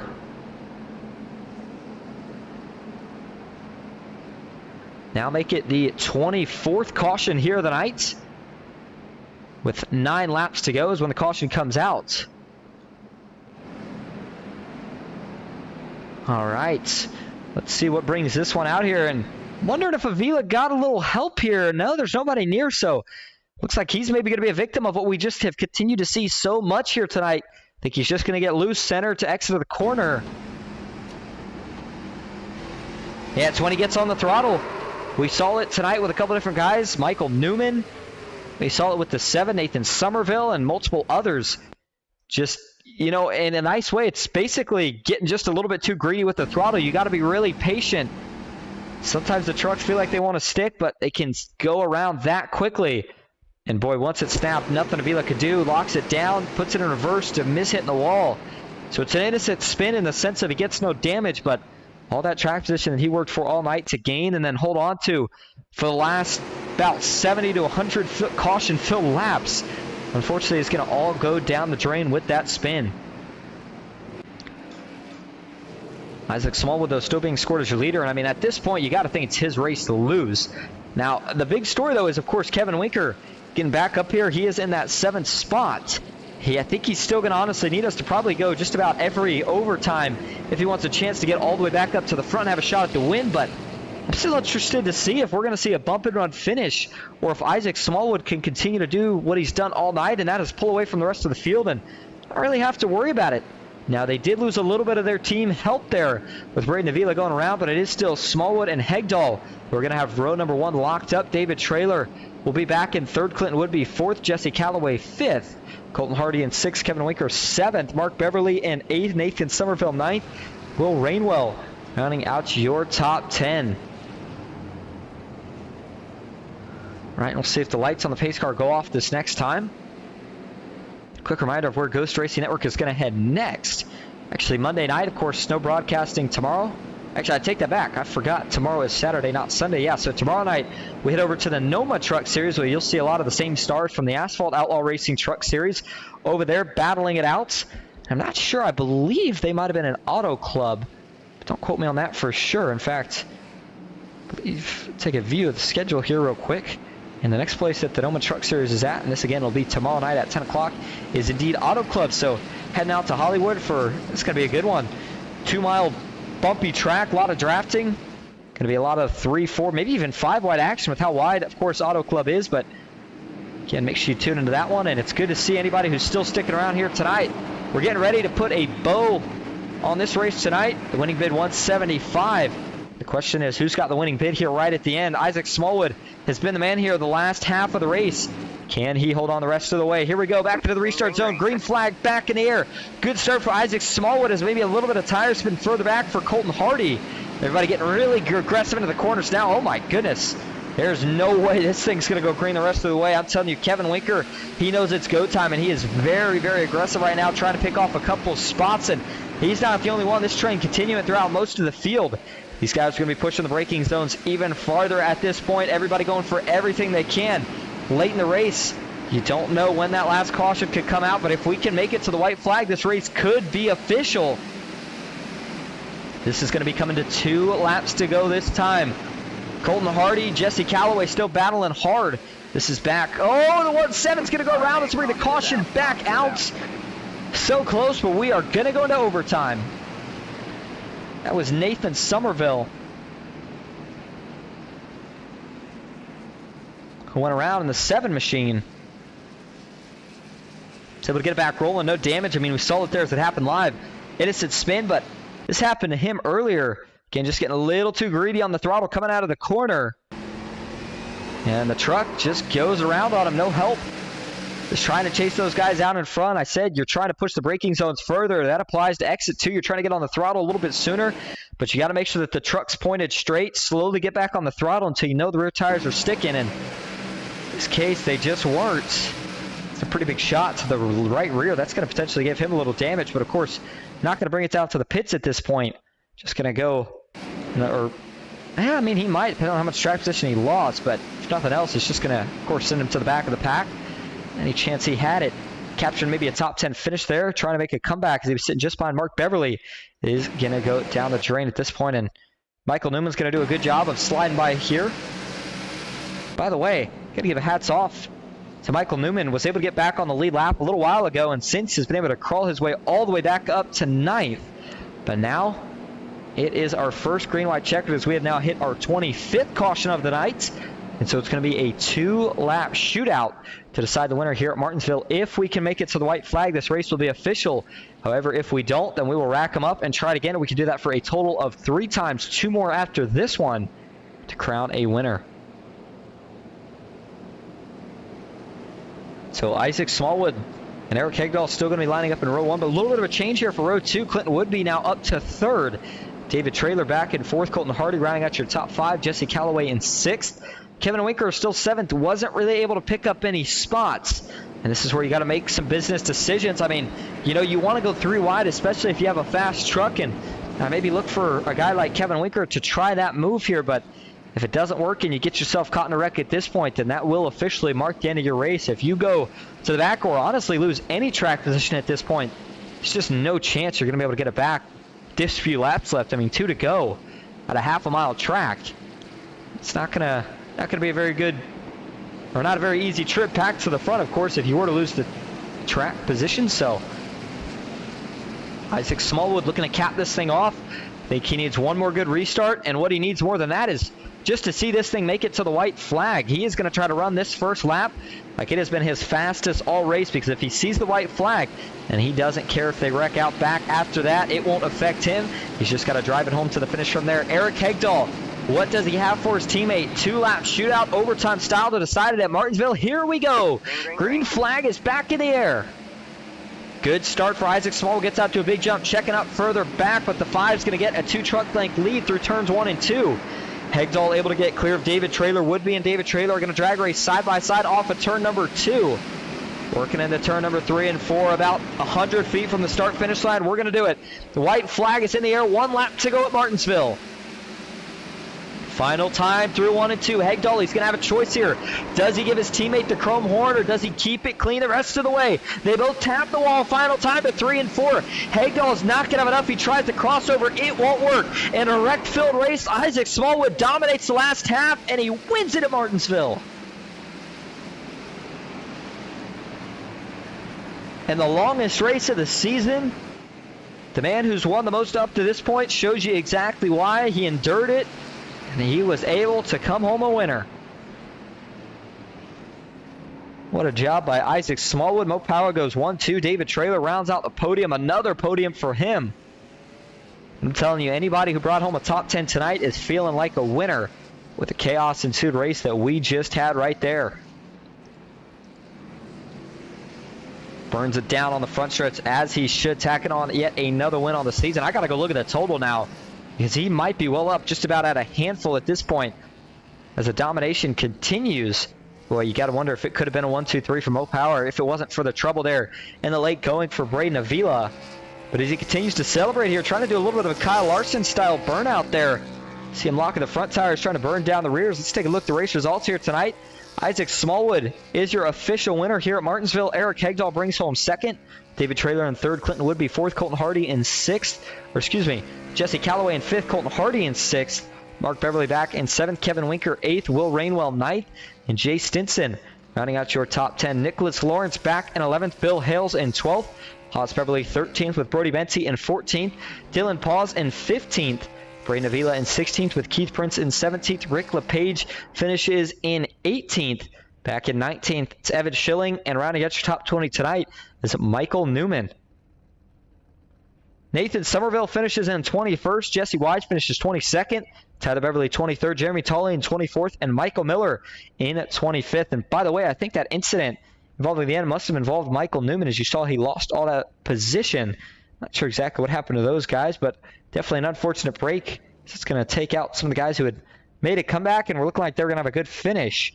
Not so much anymore. All right, we're going to go get your top 3 in here for interviews. Stay with us. We'll be right back at Martinsville.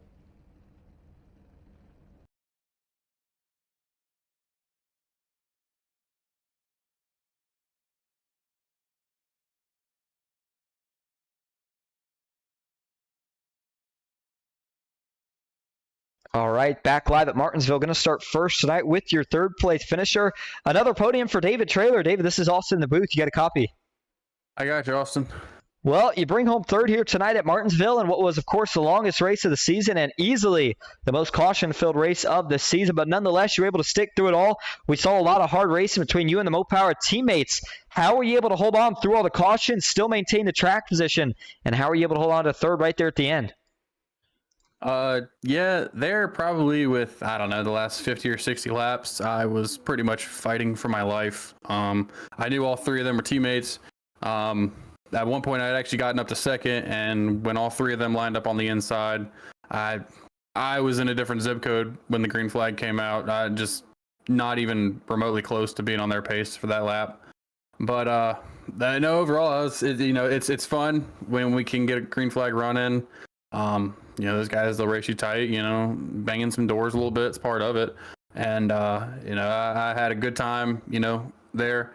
It did have a lot of cautions, which I kind of used to my advantage. Kind of got caught up in an incident before the stage and kind of ruined my plan there of going to stay out for a long run. But overall, I can't really complain. Obviously, I'd love to finish ahead of Isaac maybe just one time this season, but it's hard to be upset with a 3rd. So I guess I'll take it. Well, you wrap up a good finish nonetheless in a crazy race. So before we let you head out, is there anyone you want to thank or shout out? Oh, yeah. Thanks to my teammates, Keith, Evan, Brody, Rick. I know they all had a tough go. A lot of incidents, a lot of carnage in the back. You get caught back there. It's just no way to get out of it.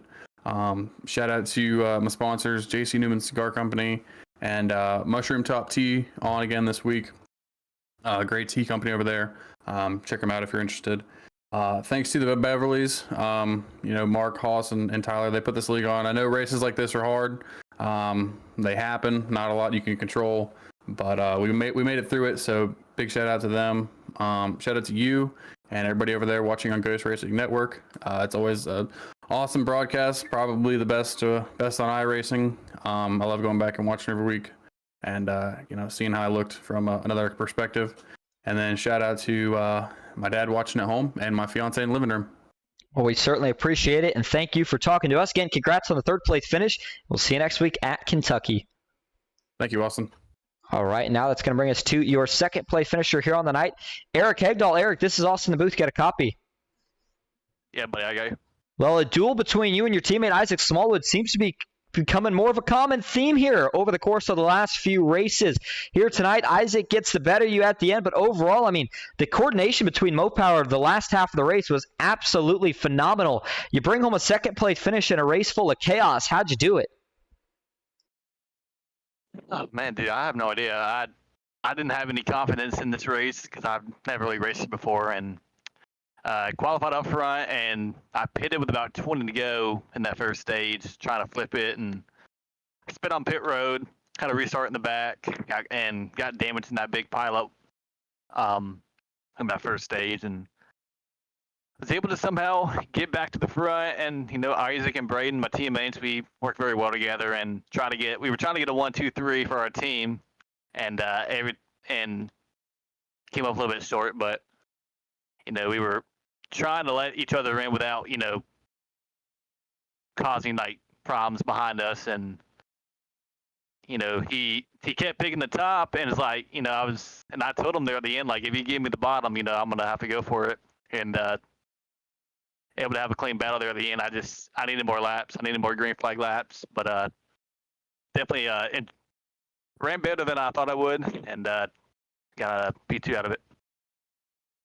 Well, definitely had enough speed here to hold on a second through all the short runs we had nonetheless. So before we let you head out tonight, is there anyone you want to thank or shout out? Yeah, shout out to Isaac and Braden. They always help me every week. And Beverly's for putting on a great league, and you for putting on a great broadcast every week. And Winning Bid and Sonic Graphic Design, they painted my truck for the week. Overall, it was a good night, and do it again next week. Absolutely. Well, thank you for talking to us. And again, congrats on the second place finish. Thank you, buddy. All right. And now that's going to bring us to your winner here tonight. Mopower, we talked about, went 1-2. And on the opposite end of the spectrum, it is Isaac Smallwood. Isaac, this is Austin in the booth. You got a copy. What's going on? Well, you guys finished 1-2. Not quite 1-2-3, but nonetheless, what a great finish it was for you. You tack on another win to the season. And, boy, I know you had one in a lot of categories, but you add one from not just a short track, but a short track with as chaotic of a race as this one was. How did you figure out your strategy, and how did you fend off your teammate there at the end? Well, I really didn't have a strategy. They pitted kind of early there, and I was hoping, we would have a little bit of a green flag run there, and it never worked out, so I had to pit and go to the back. And luckily, I was able to bob and weave some wrecks, and we finally got up to the front there and made some good moves, and we got out front, and we kept our nose clean. Certainly did. Well, I know you tacked on another win tonight, but next week we head to Kentucky, back to mile and a half, a little bit more of the bread and butter of this series. How you feeling about your chances next week? I can honestly say I've never been there before. I live in the state, and I've never raced there, so we got some practice to do and stuff like that. So honestly, I can't tell you how confident I am feeling there. We will find out next week. But before we let you go, celebrate tonight with your teammate. You are the winner. So is there anyone you'd like to thank or shout out? Yeah, I'd like to thank my teammates. I wish we could have got Braden to win. We're really trying to get him into the win column here in this league. But I got to thank Mopower Motorsports, Triple P Motorsports. They're good supporters of mine, and just everybody who helps out and puts in the time with me and helps me get better. All right, and thank you for talking to us. So again, congrats on the win here tonight, and we will see you next week at Kentucky. Yep, see you. All right. Well, that's going to wrap up our coverage here tonight from Martinsville Speedway. I want to say, first off, thank you all so much for tuning in. I know it was a crazy one, but man, oh man, what a win it was for Isaac Smallwood. We will be back again next Friday, same time, but a little bit of a different track, Kentucky Motor Speedway. Make sure you tune in for that one. I hope you all enjoyed. That's it for me, Austin Green, here on Ghost Racing Network. Till next time, have a good night.